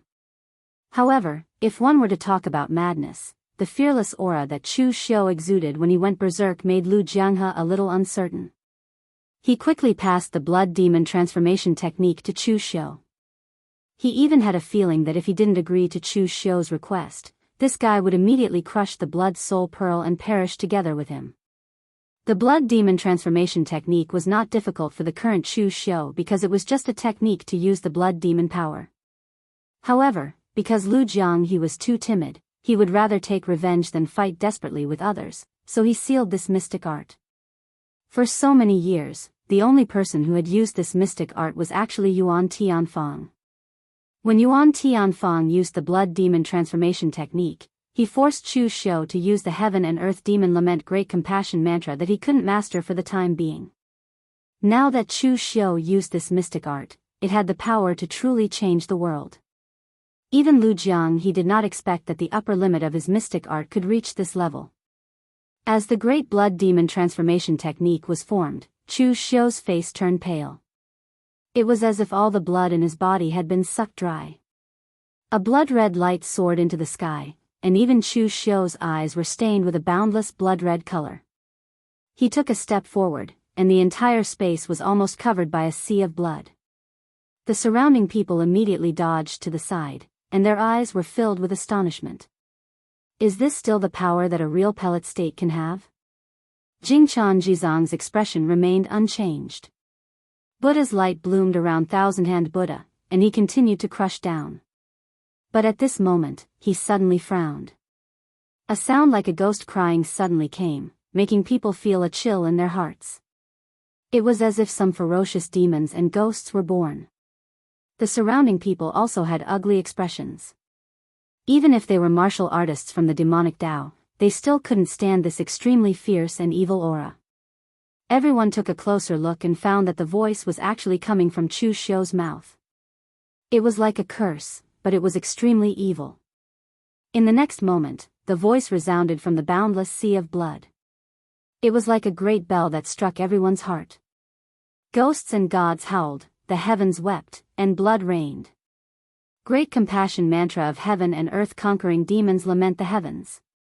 This cultivation technique was extremely evil to begin with, and now, Chu Xiu had even used the blood demon transformation art to activate this supreme cultivation technique that combined the 7 styles of great compassion into one. The might of this cultivation technique was simply beyond everyone's imagination. Even Ing Sanshu and Su Yun had solemn expressions on their faces. As the blood rain fell, the Buddhist light around Thousand-Hand Buddha's body gradually dimmed, and the hand seals also gradually dissipated. However, at this moment, Jingchan Jizang helplessly chanted a Buddhist name in a low voice. His 7 treasures glazed staff emitted a resplendent 7-colored light that fused with Thousand-Hand Buddha. The Buddhist light that was about to be extinguished in the blood rain actually emitted a 7-colored light once again, and the Buddhist might flourished. Sacrificing the artifact spirit? Good idea, but do you think you're the only one with a divine armament? Chu Xiu's face was already as pale as a sheet. He stabbed the heavenly demon dance in his hand into the ground.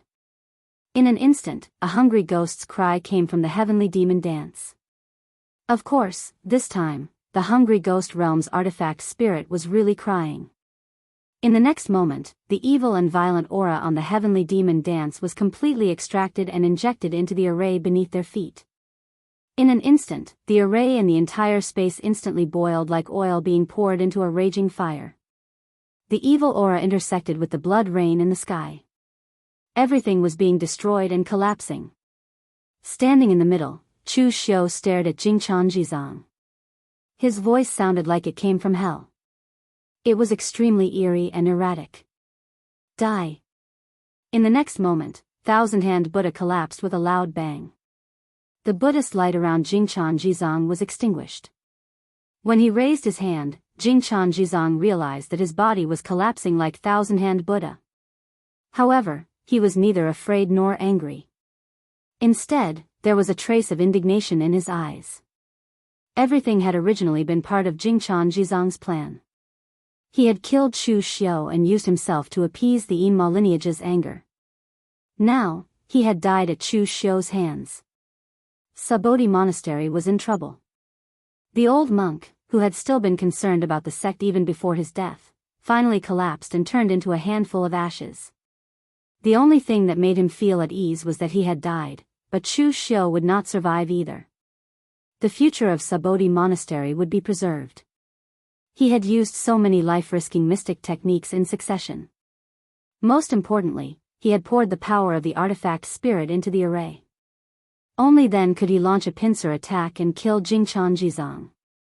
However, a portion of the array that had been destroyed by the fight between the two could no longer withstand it. The array began to collapse and explode on a large scale. In the deepest part of the array, Chu Xiu took a step forward. However, like Jingchan Jizang, the ground beneath his feet began to collapse. However, the difference was that Jingchan Jizang was killed by the heaven and earth intersecting demon laments heaven weeping great compassion mantra. As for Chu Xiu, he was unable to withstand the backlash. His body had long lost its vitality and dissipated like ashes. Wei Shia fought fiercely with Bu Tiannan like a madman. However, in the next moment, a loud bang resounded and the array completely collapsed. Chu Xiu's figure was also completely destroyed by the array's explosion. Everyone present stopped and defended against the impact of the array. After a while, everyone looked at the battlefield. At this moment, it was already a mess. The array set up by High Heaven's sect had completely collapsed. However, apart from these things, no corpses could be seen. Whether it was Chu Xiu or Jingchan Kongdu, they seemed to have turned into ashes. There were only 2 things left in the center of the entire array. One was the 7 treasures glazed cane that had lost its rainbow glow and had a huge saber mark on it. The other was the heavenly demon dance that had lost all its demonic aura and spirituality and had broken into 2. Everyone present fell into a brief silence and sluggishness. Even they could not accept such an outcome. Jingchan Kongdu was actually dead? A true fire spirit refinement state powerhouse from the Sabodhi Monastery, who had experienced countless tribulations, had tempered his physical body and will to the peak, and could still retain his strongest combat power. When facing a real pellet state martial artist, he actually died together with the opponent. Especially the Great Compassion Mantra of Chu Xiu's Great Compassion Mantra of heaven and earth conquering demons.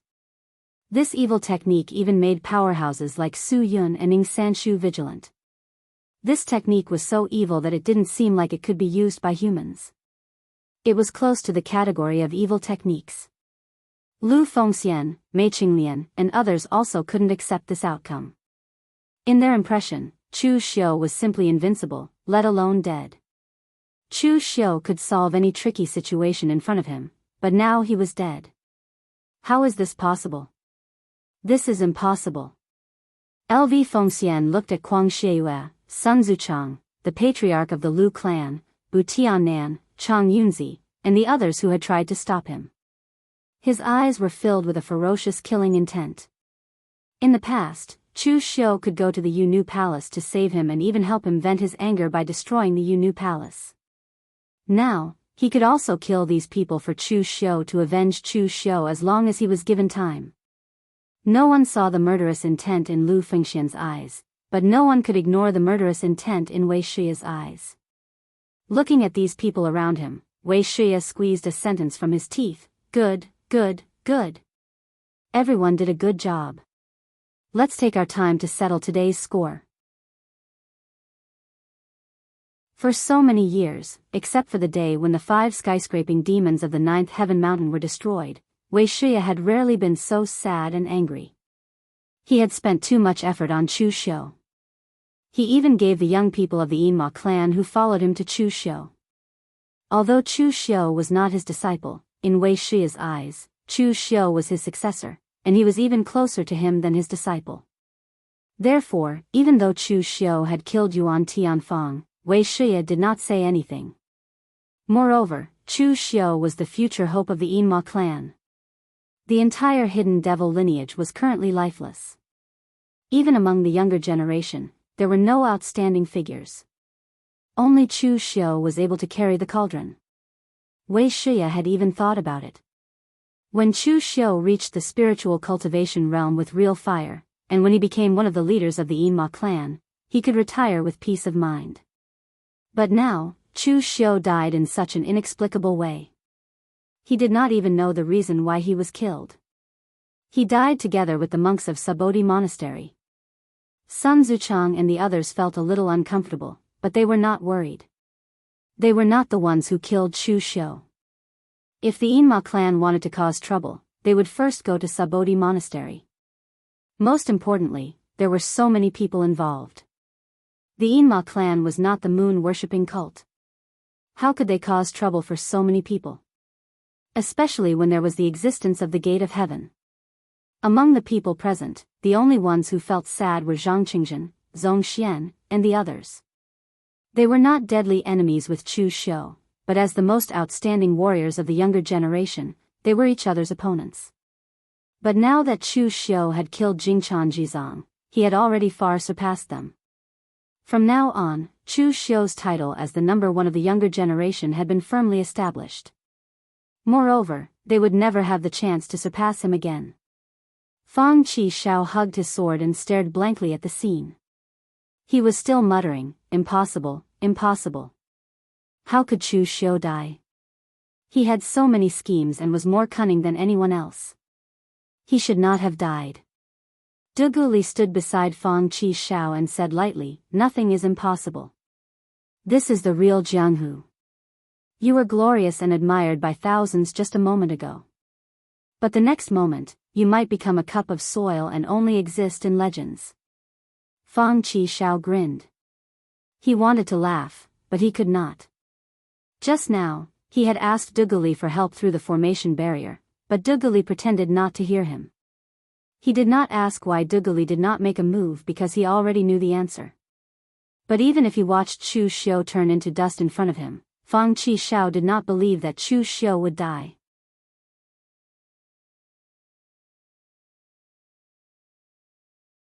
Chapter 835.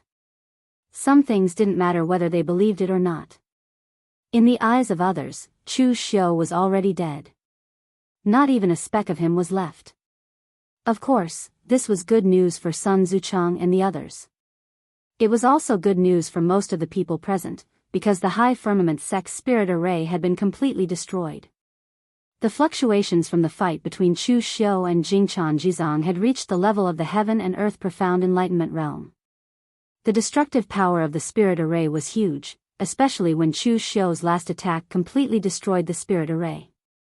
Everyone could enter and leave with ease.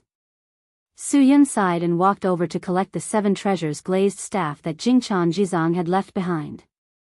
Although the relationship between the Great Light Temple and Sabodhi Monastery was not good, it was still passable.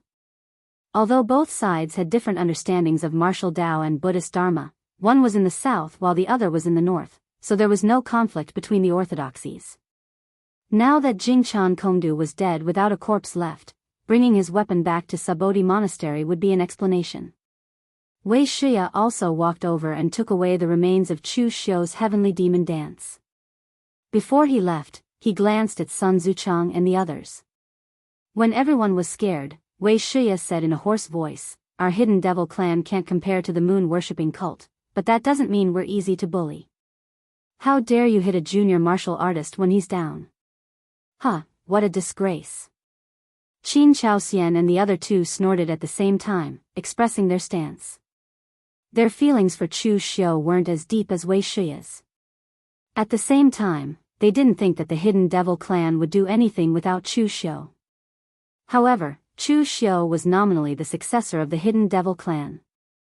In the end, he was killed in front of the 4 true fire spirit refinement realm powerhouses of the Hidden Devil clan. This was a resounding slap in the face.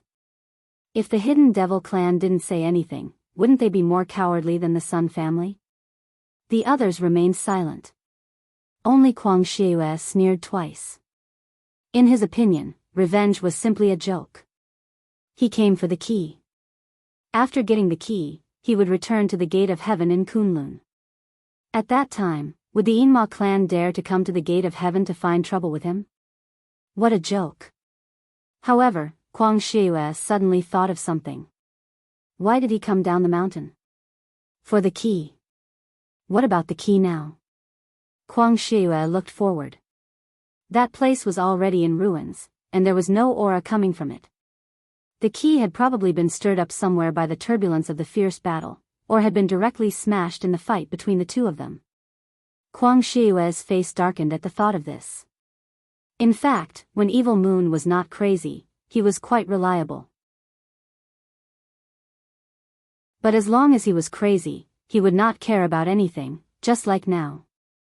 He had come for the key, but in the end, he was competing with Chu Xiu. Just now, if he had not insisted on intercepting Qinqing Di and had chosen to take the key, he would probably be able to go back and report to the Gate of Heaven. Just as everyone was thinking about different things, there was a sudden violent tremor around them. The entire Lingshao Hall began to tremble. Everyone hurriedly jumped out of the Lingshao Hall. They saw that the entire space was on the verge of collapse. Large black cracks appeared in the space.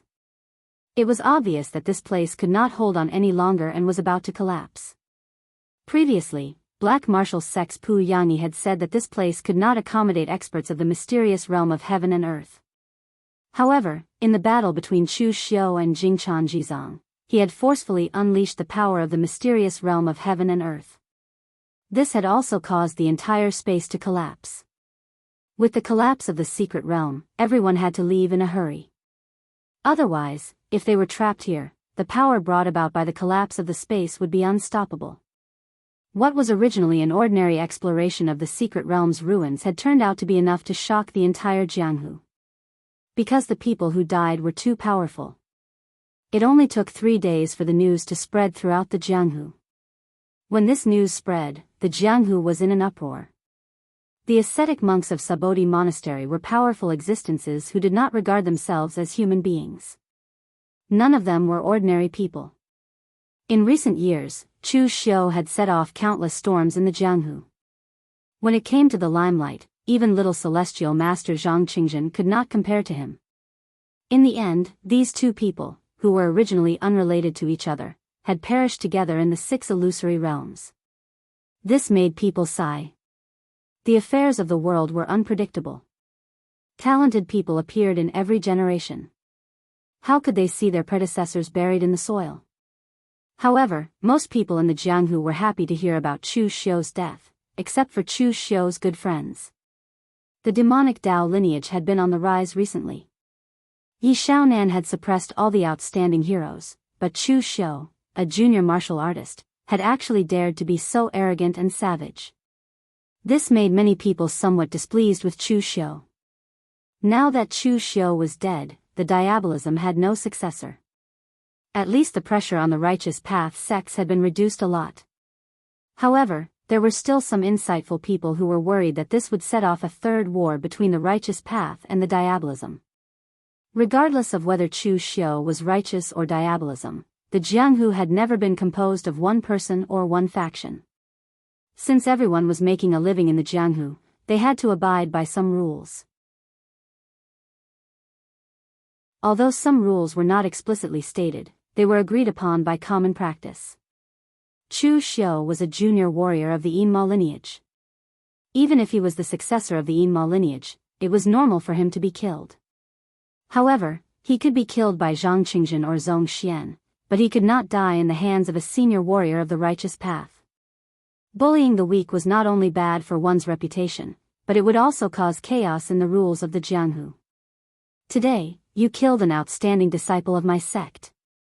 Tomorrow, I will kill an outstanding disciple of your sect.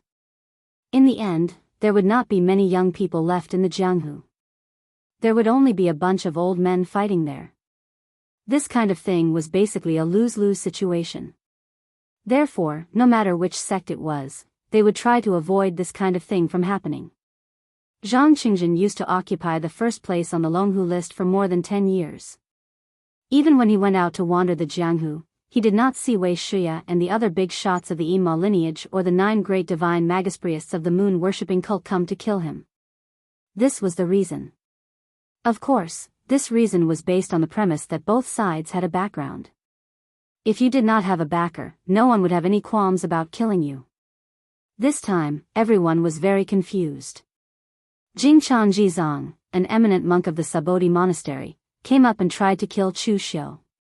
It was obvious that he had broken the rules. Did the Sabodi monastery not care about the rules of the Jianghu, or did they not care about the Yinma lineage at all?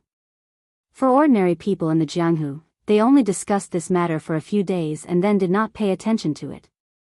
The world would continue to spin without anyone. Chu Xiu was not God. If he died, it would have no effect on the whole Jianghu. Only some righteous path sects were paying close attention to the movements of the Yinma lineage. They wanted to see how they were going to deal with this matter and whether they would really make it big in the end. The Yinma lineage was not the Sun family of Jiangdong. When something happened, they could only endure it. They could not bear to be slapped in the face in front of them. Just as Jingchan Jizong had thought before, if he did not die and gave his life to the Yinma lineage, it might divide the Yinma lineage. Except for Wei Shuya, the other warriors of the Yinma lineage would not stand up. But now, the entire Yinma lineage was in a violent mood. They might vent it out at any time. On the surface, the Jianghu was calm, but there were undercurrents surging in the dark. A storm was coming. In the mountain Tua province of the southern barbarian land. For the people of the Central Plains, the southern barbarian land was the southern barbarian land. But in fact, the entire area of the southern barbarian land was larger than West Chu. Such a large area was divided into 36 provinces by the people of the southern barbarian land. Of course, the people of these 36 provinces added up were not as many as a county of northern Yan or eastern Qi. The southern barbarian land was close to the 100,000 mountains. The environment was harsh, humid, and rainy. There were primitive forests, snakes, insects, and beasts everywhere. It was not suitable for people to live. Therefore, there was no country in the entire southern barbarian land. West Chu, which was closest to it, had no interest in the southern barbarian land. Therefore, there were only some indigenous people living a very poor and primitive life. But it was this environment that was located in the Subodhi Monastery, one of the two Buddhist sects in the north and the south. For others, the southern barbarian land was not suitable for living. But for the Subodhi Monastery, this kind of place, where there was no disturbance from outsiders and far away from the world, was the best holy place for cultivation. When the ascetic monks of the Subodhi Monastery were qualified to wander in the Jianghu, the first place they went to was not the central plains, but to live alone in the southern barbarian land without anything. They even sealed their true qi and couldn't use martial arts. They only relied on their own perseverance to survive alone in the southern barbarian land for several years to hone their physical body and will. Only when they felt that they were ready would they be qualified to step into the Jianghu. No one forced them to do this kind of thing, and no one would set a fixed time.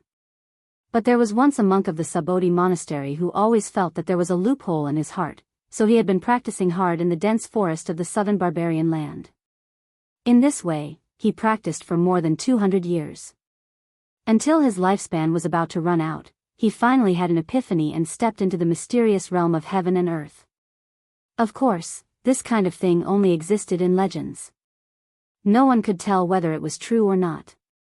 At this time, in the Subodhi Monastery, the head of the Vajra Monastery of the Great Light Temple, Su Yan, personally came to the Subodhi Monastery to deliver the relic of Jingchan Jizang.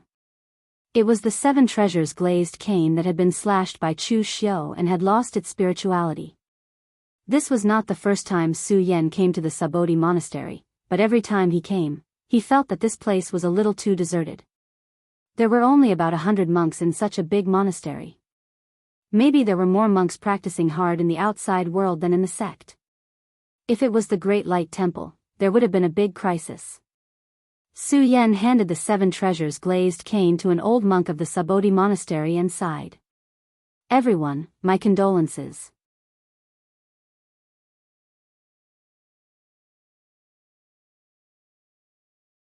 Chapter 836. Su Yan expressed his condolences, but in reality, the surrounding monks from Subodhi Monastery were only chanting the name of Buddha. They did not feel any sadness at all. At the sight of this, Su Yan frowned slightly. To be honest, he did not really like dealing with the monks from Subodhi Monastery. The people of the pugilistic world said that the monks from the Great Light Temple were radical and paranoid. That was because the ascetic monks from Subodhi Monastery rarely left the southern wilderness. If they interacted more, they would realize that the monks from Subodhi Monastery were simply impossible to communicate with. At that moment, a gentle voice came from behind Su Yan. "Master Su Yan, please don't take offense. Uncle Master Jingchan Jizang was one of the oldest monks of the Subodhi Monastery. Now that he's gone, although we are grieving, we can only chant sutras for him. We wish for Uncle Master to reach paradise soon. The world is a sea of bitterness, and there are many ups and downs. Although martial Uncle Jingchan Jizang has passed, he is also free." Su Yan turned his head and saw a young monk walking over.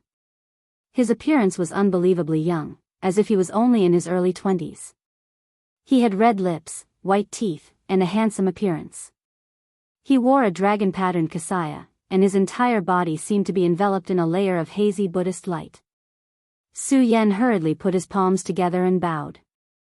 "Greetings, Abbot Rama." The seemingly young monk in front of him was the current abbot of Subodhi Monastery, Divine Monk Rama. He was known as a living legend. It was said that when he was born, auspicious clouds and Buddhist light descended. It could be seen clearly from hundreds of miles away. Therefore, he was personally adopted by the previous abbot of Subodhi Monastery. At the age of 3, he could recite scriptures. At the age of 7, he discussed Buddhism with the monks in the monastery. At the age of 13, he traveled the southern wilderness and saved people from suffering. He was even worshipped by some of the natives in the southern wilderness and became a godlike existence. After experiencing thousands of tribulations, he took over the position of abbot of Subodhi Monastery at the age of 30. He had entered the arcane enlightenment realm earlier than his senior brother, Su Ci. Although he was very young and was not even as old as Su Yan, he was a supreme figure who could dominate the pugilistic world. Rama pressed his palms together and nodded. "Thank you, Master Void Words, for traveling so far to bring back Uncle Master Jingchan's relics. This penniless monk will arrange a residence for you. You can rest in the temple for a few days before leaving." Su Yan hurriedly said, "Abbot, you're being too polite. You and I both belong to the Buddhist lineage. This small matter is nothing. The Temple of Great Light has many matters to attend to, so I shall not disturb you any further." Although there was no conflict between the Great Light Temple and Sabodhi Monastery, Su Yan still felt a little awkward letting him stay here. Since Su Yan said this, Rama did not stop him. He only personally sent Su Yan to the door before leaving. After returning to the monastery, Rama picked up the 7 treasures glazed cane that had lost its spirituality. He gently caressed the saber marks on it and closed his eyes. He sighed and said, "I only wanted to enter seclusion for a period of time while the mountain was sealed." Why did Uncle Master Jingchan Jizang go? Uncle Master has not left the temple for more than 10 years. Why is he going to the northern Yen this time? Can any of you give me an explanation? Rama's voice was very soft and indifferent, as if he was discussing something.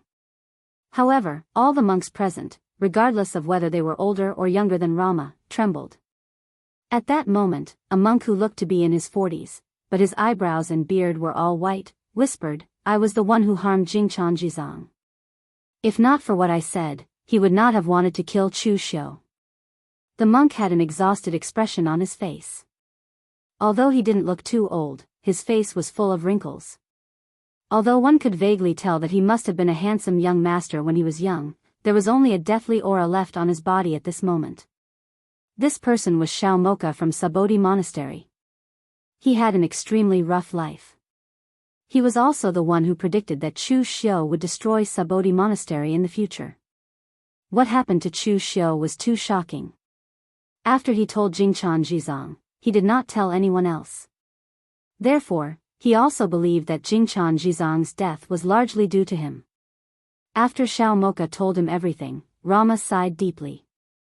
"Are you certain that the scenes you predicted are real?" Xiao Mocha raised his head and said in a low voice, "Abbot, would not joke about such things. If it was not for the safety of the sect, why would I waste 100 years of my life to predict the secrets of heaven?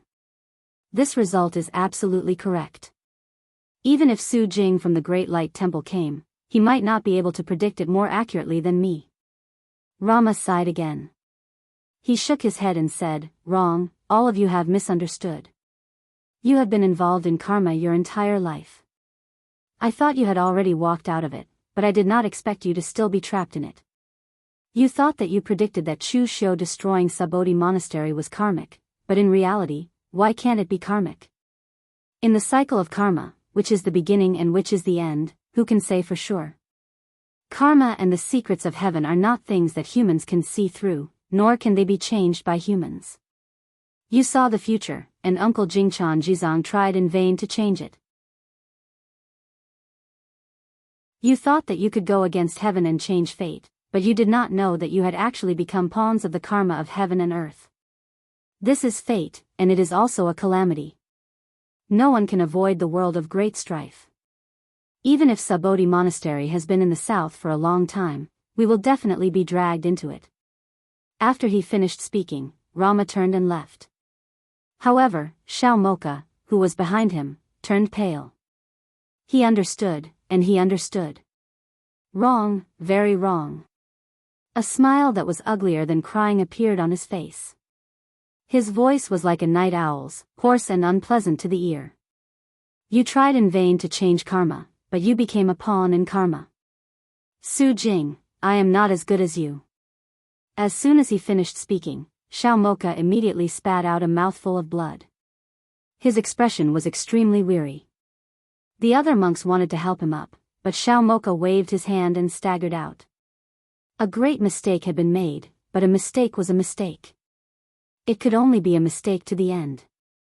Next, Sabodhi Monastery might face endless trouble.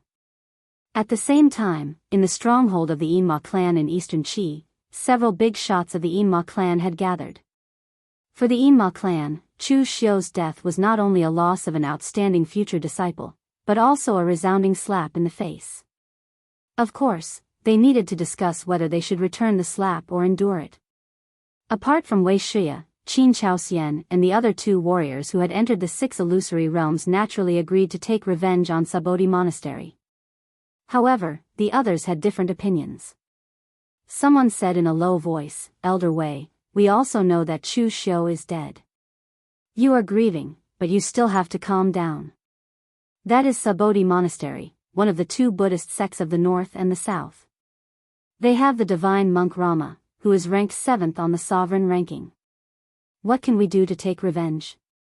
Also, to put it bluntly, when Yuan Tianfang died at the hands of the Great Light Temple's vain thought Zen Hall's chief Su Du, we did not take revenge.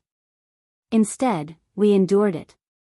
This time, something happened to a junior like Chu Xiu, and we have to mobilize the entire power of the Yinma clan. I'm afraid this is a little unreasonable. It will disappoint our subordinates." Wuxia suddenly raised his head when he heard that. The sharpness in his eyes made others not dare to look him in the eye. Most of the time, Wuxia looked like he had not woken up yet. He looked like an old man on the street who moved a chair and basked in the sun all day. However, many people had forgotten that this person was one of the 5 great sky demons who had once fought against the entire orthodox pugilistic world on the 9th Heaven Mountain. Last time, Yuan Tianfang was courting death. Moreover, he was killed by a martial artist who was a generation younger than him. What else could we do? However, this time, Sabodhi Monastery bullied the weak and went too far. If he could kill the disciples of the Yinma clan, why can't the disciples of the Yinma clan kill their disciples? I know what you are afraid of. It is because the one who died was not your own disciple, but your own people. That's why you are afraid of sacrificing yourself. However, don't forget that we, the Yinma clan, have the legacy of the Kunlun devil cult in the past. If the sect leader really comes back one day and sees our cowardly appearance, even the sect leader will not admit that we are part of the Kunlun devil cult. The people present were speechless by Wuxia's words, but some still said in a low voice, "Elder Wei, it is not that we are afraid of sacrificing ourselves. We are all carrying a head on our shoulders. Who is afraid of who? However, the problem is that we do not want to make meaningless sacrifices. The great battle between the Orthodox Tao and the devil had just ended not long ago. Who does not know the power of the mysterious realm of heaven and earth? If we make a move now, there is only one problem to consider. That is, who can stop the divine monk Rama? As long as Rama does not make a move, I don't care if he is Jingchan Jizang or Jingchan Retard. I want to see whether the heads of those old monks are harder or my heaven-weeping demon blade is harder." Wuxia said lightly, "Rama? We can't stop him, but someone can." "Who?" "Yi Xiaonan." The people present immediately fell silent. Someone said hesitantly, "Elder Wei, do you mean to ask the moon-worshipping cult for help?" Wuxia said in a low voice, "It is not a request, but a transaction. The Yinma clan will not ask the Bright Demon clan for help. Both sides can only make a deal. Just like the last time the moon-worshipping cult came to us. But, what can we take out? The price of asking a heaven and earth mysterious realm powerhouse to make a move is probably even greater than the price Dong Wang Tai paid for us last time." Wuxia glanced at those people and said lightly, "Don't worry. Chu Xiu is a member of my clan, so I should take more. I will take the price of asking Yi Xiaonan to make a move. However, I hope that you will not hold back when the time comes to attack the Sabodhi Monastery." Hearing Wuxia's words, everyone present hurriedly said, "Of course. This is a matter that concerns the reputation of the Yinma clan. Of course we will not hold back." Wuxia let out a deep sigh when he saw this scene. His clan's successor had been killed. If it had been Fang Qi Shao or Zhang Qingjun who had died, the Sword King City and the Celestial Master Mansion would definitely fight to the death with the other party. In the end, the Yinma clan had to discuss for such a long time, hesitate for so long, and pay all kinds of prices to seek revenge. This made Wuxia feel bitterly disappointed.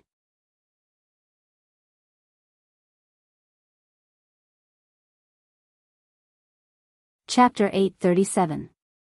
Wei Shiya had only brought one person with him to moon-worshipping cult, the cave lord of Ghost Dragon, Wuma Mermaid. Wuma Mermaid was from West Chu. He spent most of his time in West Chu and had the most dealings with moon-worshipping cult. That was why Wei Shiya had brought him along. With Wei Shiya's status, it was easy for him to meet the higher-ups of moon-worshipping cult. Upon hearing that Wei Shiya had come, not only did Yi Xiaonan, Dong Huangtai, the high priest, and the saintess come, but the other divine magi of moon-worshipping cult also came in person. This was enough to give Wei Shiya face. In fact, in terms of seniority, Wei Shiya was the oldest in the entire demonic path. Although the two sides had different standpoints, everyone present respected Wei Shiya. Of course, there was one person who was somewhat dissatisfied. It was Mountain Ghost, one of the 9 divine magi. During the Great War on Floating Jade Mountain, he had become a little complacent. He really thought that moon-worshipping cult was the supreme demonic path. When he was discussing an alliance with the Hidden Devil clan, he was slapped away by Wei Shiya. Of course, on this occasion, no matter how dissatisfied Mountain Ghost was, he dared not say anything, because he had no right to speak here. Dong Huangtai first asked, "May I know why Elder Wei has come to moon-worshipping cult?" Wei Shiya said in a low voice, "Chu Xiu is dead." Dong Huangtai sighed and said, "Elder Wei, please restrain your grief." Dong Huangtai really felt it was a pity, because he admired Chu Xiu very much.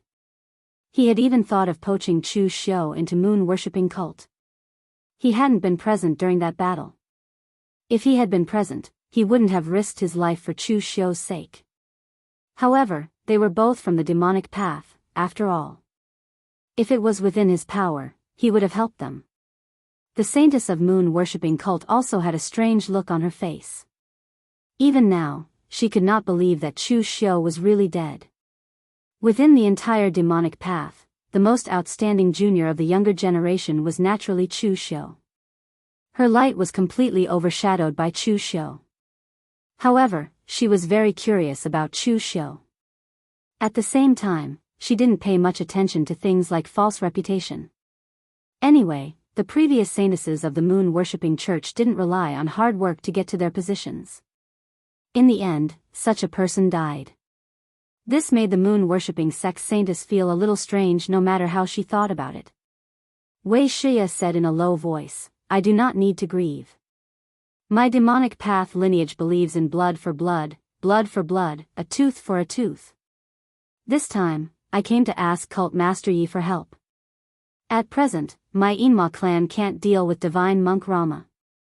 Dong Huangtai and the others frowned.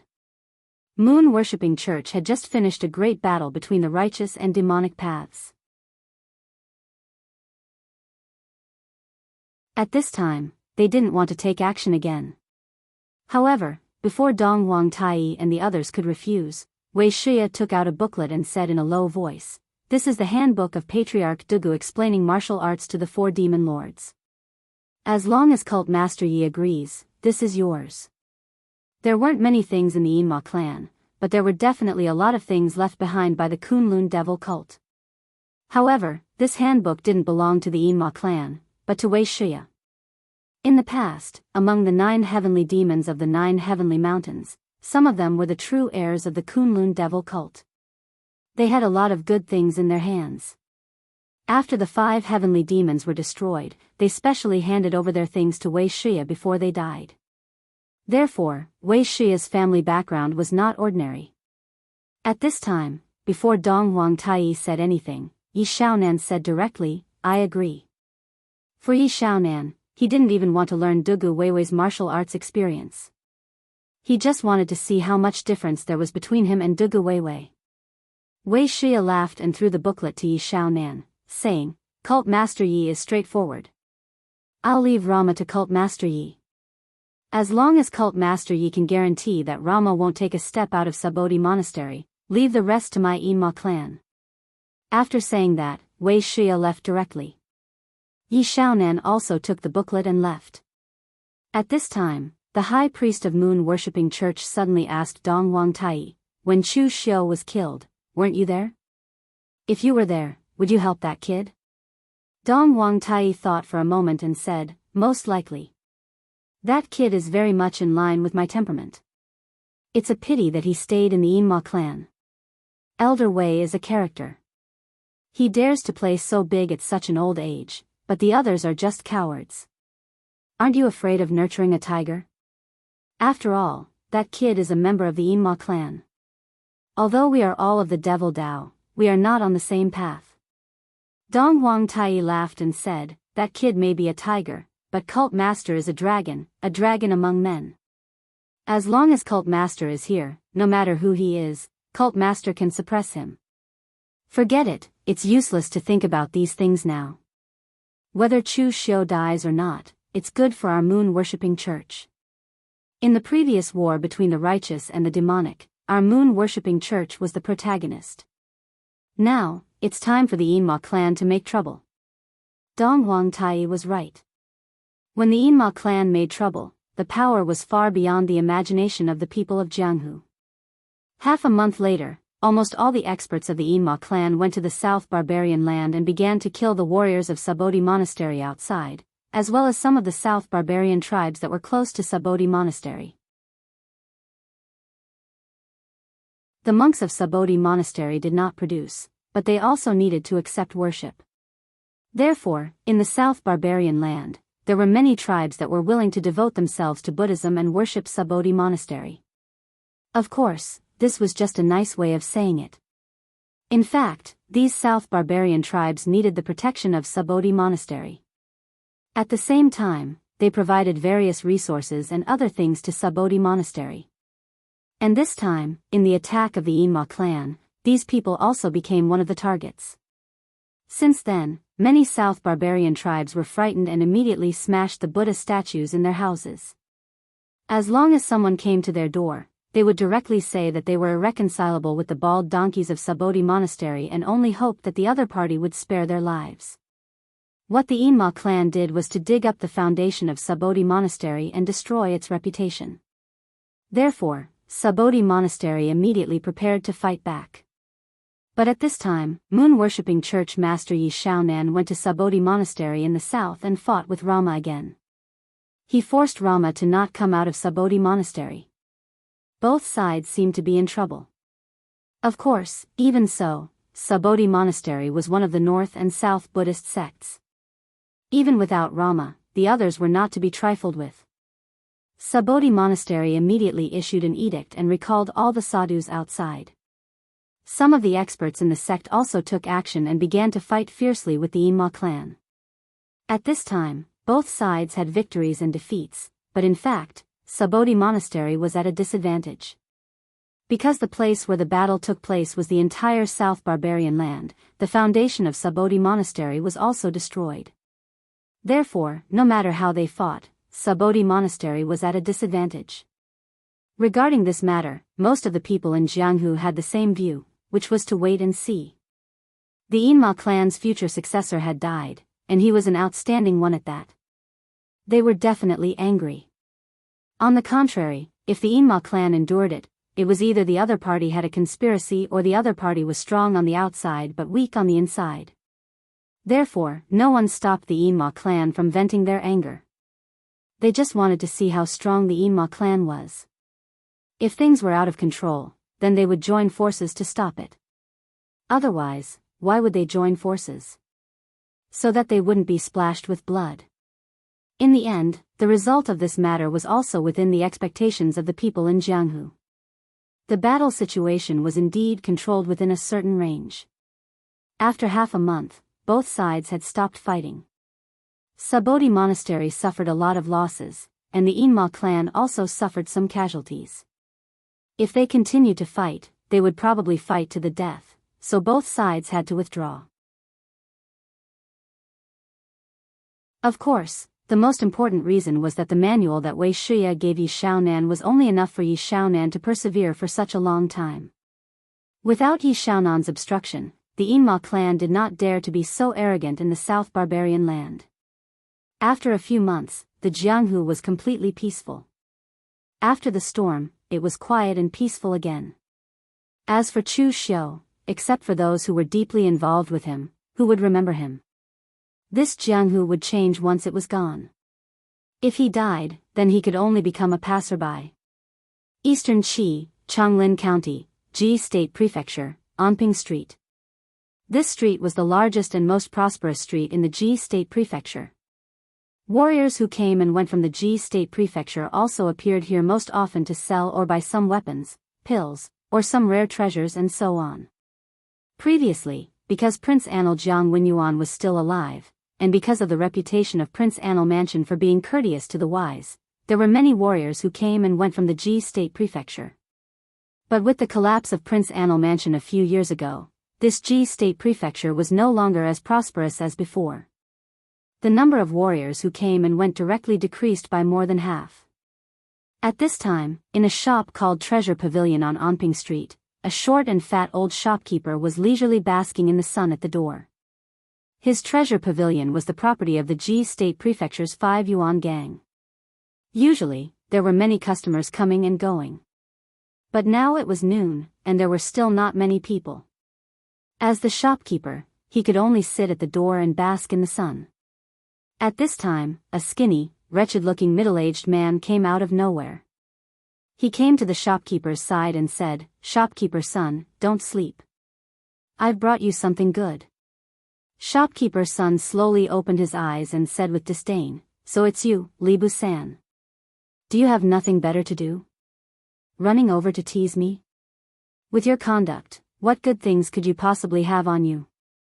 Li Bu-san acted as if he had been greatly wronged. He said loudly, "I say, shopkeeper's son, as the saying goes, you can't judge a book by its cover.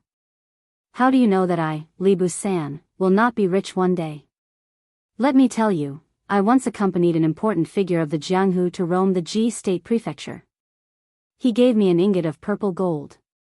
Even now, I can't bear to spend it. I'm still worshipping it at home." Shopkeeper's son said with disdain, "Don't brag. The important figure you speak of died in the secret realm with the high monks of the Subodhi monastery a few months ago. In the future, you don't need to worship him. You can just burn incense. Let me tell you, kid, if you make fun of me, this master, the consequences will be very serious." Li Bu-san laughed, "Look at what you're saying. I can make fun of anyone, but not you. Look, the good stuff is here." As he said this, Li Bu-san carefully took out a package. Inside were a few secret boxes, a few bottles of pills, and a few pieces of scrap metal. Among them was a red bead. It was as red as blood, as if it was condensed from fresh blood.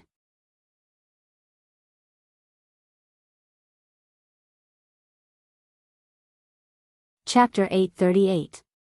Shopkeeper's son looked at Li Bu-san and asked suspiciously, "Where did you get these things from? Don't tell me they're illegal goods." Shopkeeper's son knew of Li Bu-san's background. He could be considered half a member of the pugilistic world, but in reality he was just a street thug.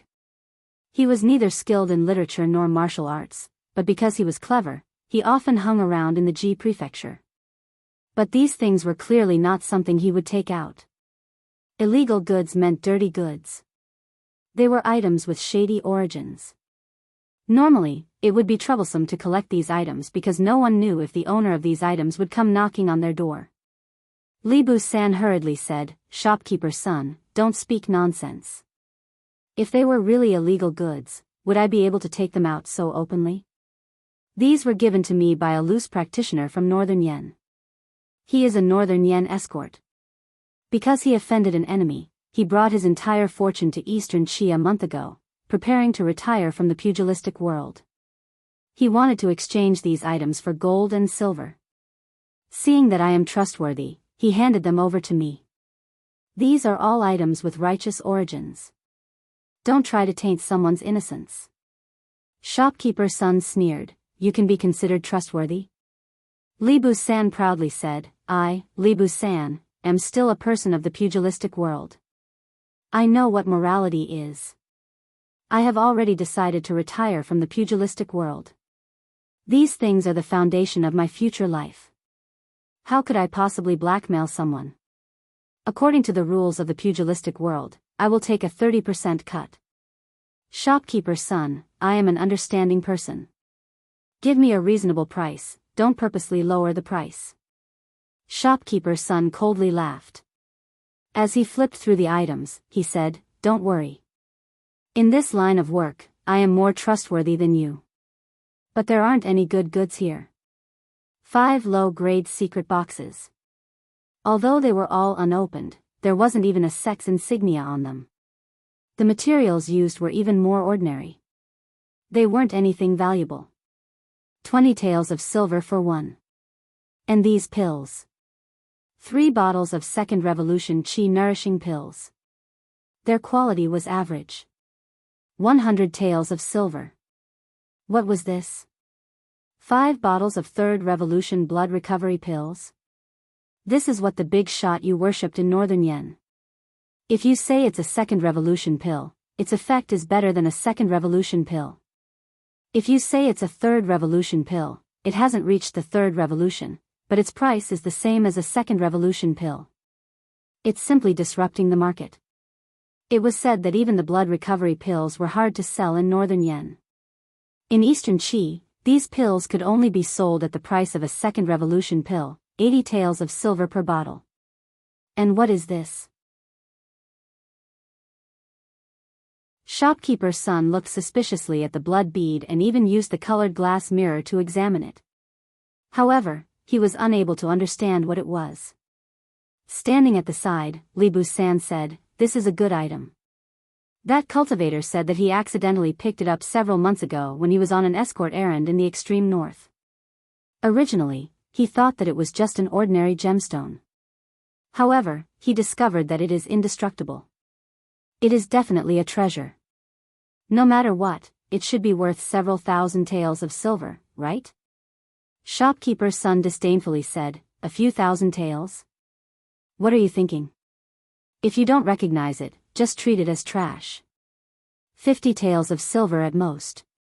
These items add up to 850 taels of silver. If you want to sell it, then sell it.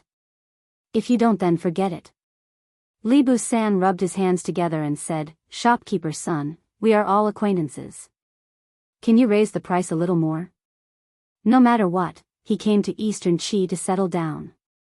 This amount of money is not even enough to buy a house in Jizhou. Shopkeeper's son's eyelids drooped as he waved his hand, a fixed price of 900 taels of silver. If you don't want to sell, then take these items and scram.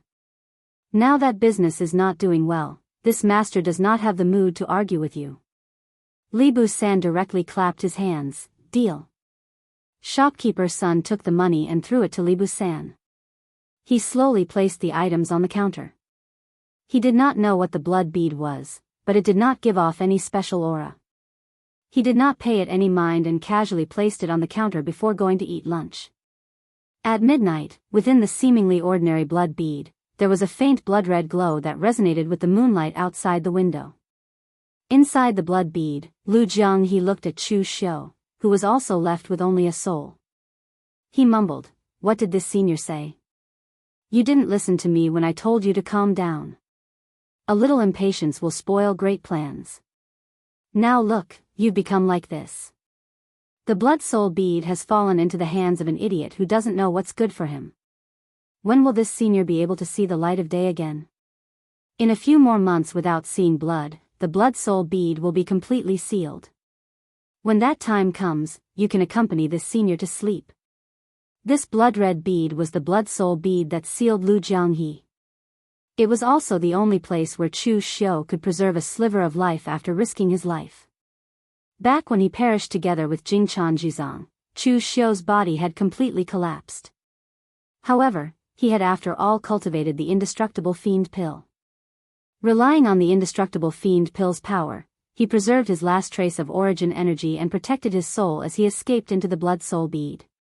Actually, Chu Xiu had wanted to use his last trace of strength to drive the blood soul bead to Lu Fengxian or Wei Shia. He wanted them to obtain it and save him, allowing him to reconstruct his body. In the end, the instant he fought with Jingchan Jizang, a spatial rift was torn open, causing the blood soul bead to fall out. It was picked up by an escort who came to the extreme north and ended up here. This time, although Chu Xiu managed to preserve his life, he paid a huge price. Without his body, the glazed gold threads goo in his body was naturally destroyed. Furthermore, his personal weapon, Heavenly Fiend Dance, had been destroyed. Furthermore, he had ended up in such a state. Just as Lu Jianghe had said, if the blood soul bead was not stained with blood in a few months, it would be completely sealed. At that moment, Chu Xiu was not worried. He had even conjured a huge reclining chair in the blood soul bead space. He lay on it and said indifferently, "What's the rush? Anyway, there are still a few months left. It's not like you didn't see that battle back then. I don't know why that old monk, Jingchan Jizang, went crazy. He was really prepared to kill me as soon as possible. He even burned his relics and extracted the power of the divine armament. If I hadn't risked my life back then, I'm afraid I wouldn't have been able to survive. Speaking of which, if you're so afraid of death, how did you reach your current status and become the hall master of the Kunlun Devil Cult's Blood Demon Hall?" Lu Jiang, he said disdainfully, "What do you mean I'm afraid of death? I'm being cautious. I'm treading on thin ice. If I were as rash as you, I would have died a long time ago. That way, I wouldn't have been able to become the Blood Demon Hall's hall master." Changing the topic, Lu Jiang, he suddenly said, "By the way, I've always been curious. What's your relationship with Patriarch Dugu? I thought you only inherited some of Patriarch Dugu's cultivation techniques. I never expected you to even have an indestructible fiend pill. Apart from Patriarch Dugu, you are the second person in the world to condense an indestructible fiend pill." Chu Xiu said indifferently, "I've already said that I'm the reincarnation of Patriarch Dugu. Why are you still kneeling to me? If you're obedient and serve me well, when I rebuild the Kunlun Devil Cult in the future, you will be able to become the fiend supremacy as you wish." Lu Jiang, he snorted coldly and said, "As if I'll believe you. Lord Sect Master definitely doesn't look like you." Actually, Lu Jiang, he was also a little skeptical. Although he had always been suspicious, now that Chu Xiu said it directly, he was a little skeptical. Inside the blood soul bead, Chu Xiu was not as anxious as Lu Jianghe. There was always a way out. Lu Jianghe had been trapped for 500 years, but there was still a day when he would be able to get his hands on him. No matter how unlucky he was, there would be a way out. At that time, be it the Subodhi monastery or those people who had kicked him when he was down, it would be time to settle the score. It was never too late for a gentleman to take revenge. Chu Xiu was not a gentleman, but as long as he could take revenge, even if it took 100 years, he was willing to wait. Therefore, during this period, Chu Xiu spent most of his time sorting out his own martial Dao. Chu Xiu's martial Dao was too heterogeneous. It was so heterogeneous that if he didn't count it carefully, even he himself didn't know how many martial Dao he had. In the past, Chu Xiu's schedule was too rushed. It was either this or that kind of thing. Therefore, when he was in seclusion, Chu Xiu would only comprehend his combat experience and cultivate his inner force. He rarely had the time to carefully sort out his martial Dao. Now that Chu Xiu had no body, he couldn't cultivate inner force and true qi. Therefore, this gave him time to carefully sort out his martial Dao. He thought about his martial Dao and made it more natural. During this time, Chu Xiu was still discussing with Lu Jianghe about the Blood God demonic technique in the Eternal Demon Pill. The Blood God demonic technique could reconstruct the body, so could the Eternal Demon Pill. The difference between the two was that one was fast and the other was slow. Reconstructing the body with the Blood God demonic technique was very simple. As long as there was fresh blood, one could devour large amounts of fresh blood to reconstruct the body and slowly become stronger. However, the invincible demon core was different. Any kind of power could allow the invincible demon core to reconstruct one's body, and the reconstructed body would not be a simple shape. Instead, it would be almost identical to one's previous body. Indestructible, just a little bit off. It couldn't be said to be indestructible. Of course, external objects like the glazed golden thread goo couldn't be returned. Therefore, during this period of time, Chu Xiu had been studying this matter with Lu Jianghe. If there was a chance, he could combine the blood god demonic technique and the eternal demon pill to reconstruct the body he wanted faster and stronger. At the same time, Chu Xiu made a promise to Lu Jianghe. When he reached the peak of the true fire spirit refinement realm and had the strength to suppress Lu Jianghe at his peak, he would let him out and help him reconstruct his body. However, towards this kind of promise, Lu Jianghe was very disdainful. You, Chu Xiu, are only left with a trace of your primordial spirit, and you still want to pretend to be a big bad wolf? Let's go out first. However, other than waiting, there was nothing else they could do. The blood soul bead was left on the counter of the treasure pavilion for half a month, but no one came. It should be said that the treasure pavilion's business was too bad. There were even times when no one came for several days. Even shopkeeper's son had almost forgotten about the blood soul bead and was sunbathing every day. Half a month later, a young martial artist wearing ordinary clothes stepped into the treasure pavilion.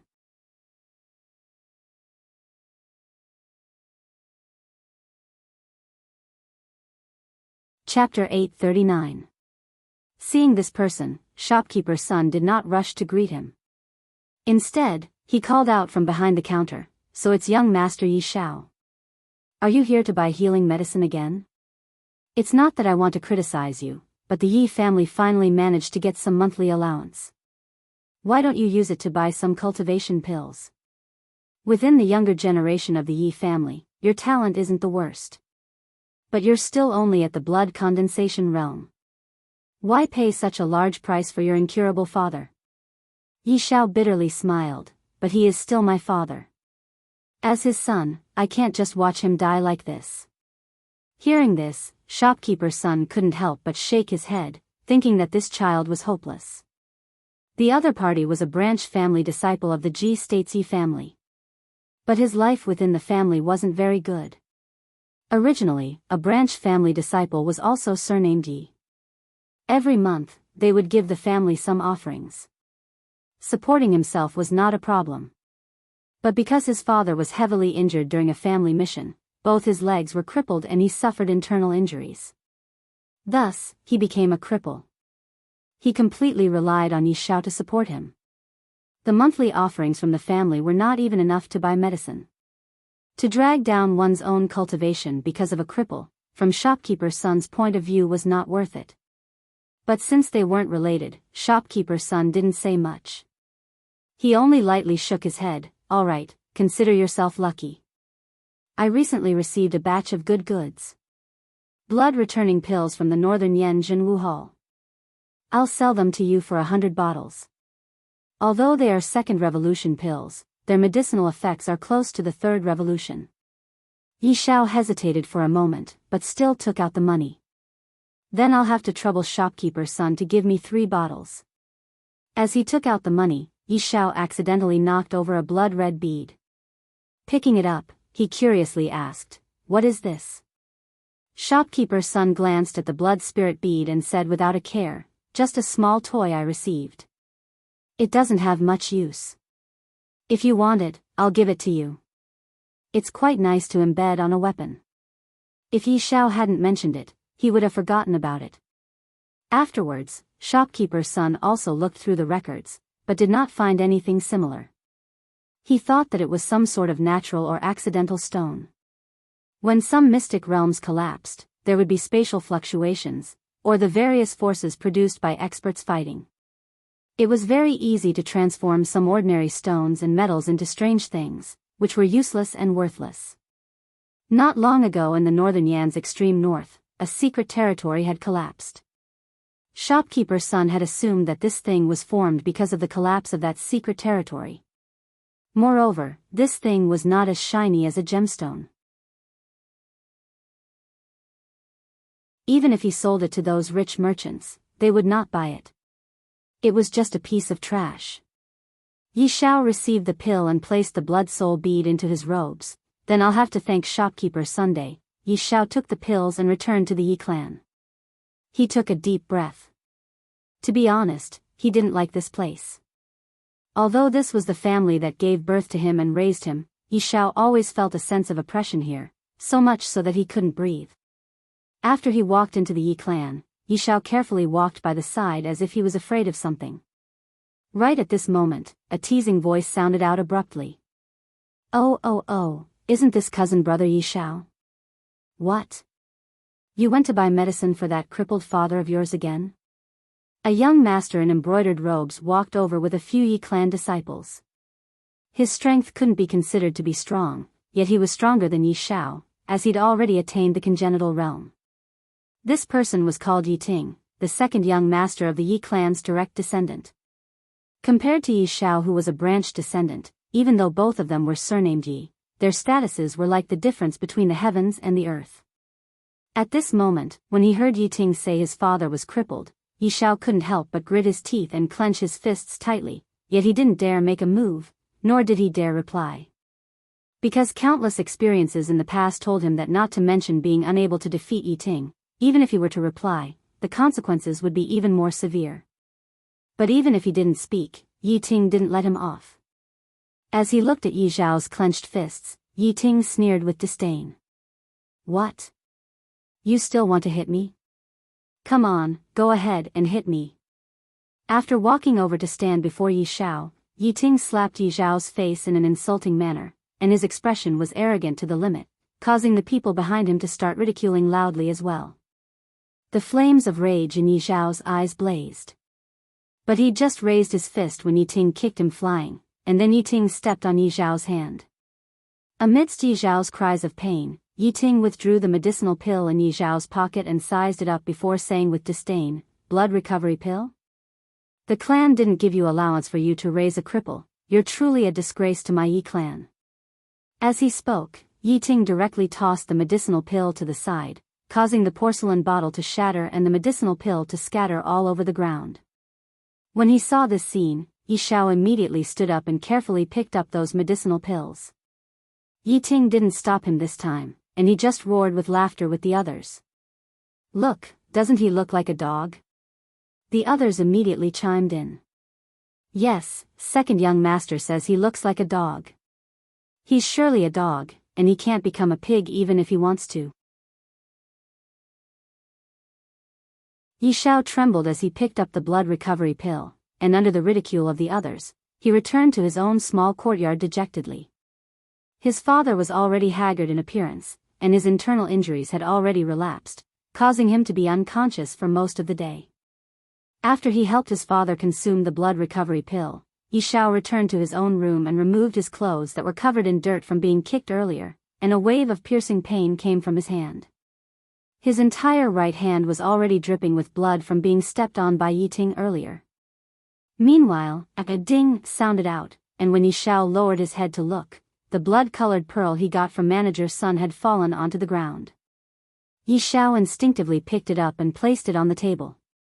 At this moment, he was still dejected, and he didn't notice that at the instant the blood-colored pearl came into contact with his blood, it abruptly bloomed with a wisp of a blood-colored glow, and it seemed to be evil and dazzling. At this moment, Yi Xiao was unable to notice all this, as only a single word echoed out in his mind. Why? In the entire Yi clan, his strength wasn't the weakest, but no matter if it was a branch family disciple or a direct descendant disciple like Yi Ting, all of them took pleasure in bullying and humiliating him. I've obviously never offended them, and I've obviously already exercised forbearance, not retaliating when hit, not retaliating when scolded, so why do they still want to bully and humiliate me? Why? Why? You want to know why? A voice suddenly arose within Yi Xiao's mind, and it instantly caused him to be greatly shocked. Who? Who's speaking? That voice didn't answer Yi Xiao, and it only said indifferently, "Why did they bully and humiliate you? Because your strength isn't strong enough, and because your background isn't as high as theirs. There's no love without reason in this world, yet there's hatred without reason. Human nature is evil by nature, and there's never a reason. If they want to bully you, then bully you. How could there be so many reasons? It's only because your background isn't good enough, and your strength isn't strong enough." Yi Xiao instinctively forgot the origins of that voice, and he couldn't help but say. There are only so many direct descendants in the entire Yi clan, yet there are a few tens of people in the branch family. Why do they only bully me and not bully others? The voice sneered. Because others are willing to be their dogs. Have you forgotten those people by Yiting's side today? Their background is similar to yours, and their strengths are even inferior to you. But they're willing to be Yiting's dogs and help their master bully others, so they naturally don't have to be bullied. What about you? Are you willing to be someone's dog? You're unwilling, so they can only go and bully you even more intensely. Because you're even inferior to a dog. The few words spoken by that voice seemed to have revealed all the ugliness in the world before Yiting, and it was bloody and extremely ugly. At the same time that he felt uncomfortable at this moment, he was looking towards the surroundings. Where exactly did this voice come from? Stop looking, I'm right in front of you. Only now did Yi Xiao truly notice the blood soul pearl that emitted a blood-red dim light, and he said hesitantly, "It's you? What thing are you?" Thing? In so many years, there hasn't been anyone that dared call me a thing. Now, if you want to take revenge, if you want no one to bully you, and if you want to change your fate, then drip your blood onto the blood soul pearl. The voice was filled with a bewitching force, and it caused Yi Xiao's imagination to instantly roam. In the legends of the world, there were frequently ancient experts that had their souls trapped within something due to various accidents, and then it was obtained by an ordinary youth. After that, they obtained the guidance of an expert, causing them to transform into a dragon upon encountering a storm and walk towards the peak of their lives, causing them to become legends of the world. However, according to the legends, these ancient experts were kind and amiable grandpas who would carefully guide you in your cultivation. But now, this voice was extremely cruel as it told others that one's nature was evil. No matter how one looked at it, this didn't seem like something a grandpa expert would say, and this caused Yi Xiao to be slightly vigilant. Meanwhile, the voice laughed strangely and said, "What? You're afraid? You've already become like this, and you've lived a life that's even inferior to a dog. What are you afraid of? You don't even dare gamble with your lowly life? Useless trash." Yi Xiao seemed to be provoked by this voice. He picked up a long sword and directly cut his palm. Immediately, blood dripped onto the blood soul pearl. In an instant, the blood soul pearl began to absorb Yi Xiao's blood, and the blood-colored luster on it became brighter. Just as Yi Xiao's face was a little pale, the blood soul pearl stopped absorbing his blood. But at the same time, Yi Xiao's consciousness was pulled into a world. It was a world of blood. An endless sea of blood was tumbling, and one of the middle-aged men was trapped on a bronze chair. The other person was dressed in a black robe, and he sat on a blood-colored dragon chair. The aura around him was extremely powerful. But there was a layer of blood-colored mist on his face, making it impossible to see his face clearly. The middle-aged man pointed at the figure on the dragon chair and chuckled. "Don't look at me. The one who pulled you in is that guy. Your opportunity is him." Yi Xiao looked left and right, and his hair stood on end. He was now certain that this thing was not a good person. It was a far cry from the seniors and grandpas in the legends who like to guide the younger generation in their cultivation. You're tuning into the Carefree Valley YouTube channel. Don't forget to subscribe and join us on this journey to catch the most captivating stories.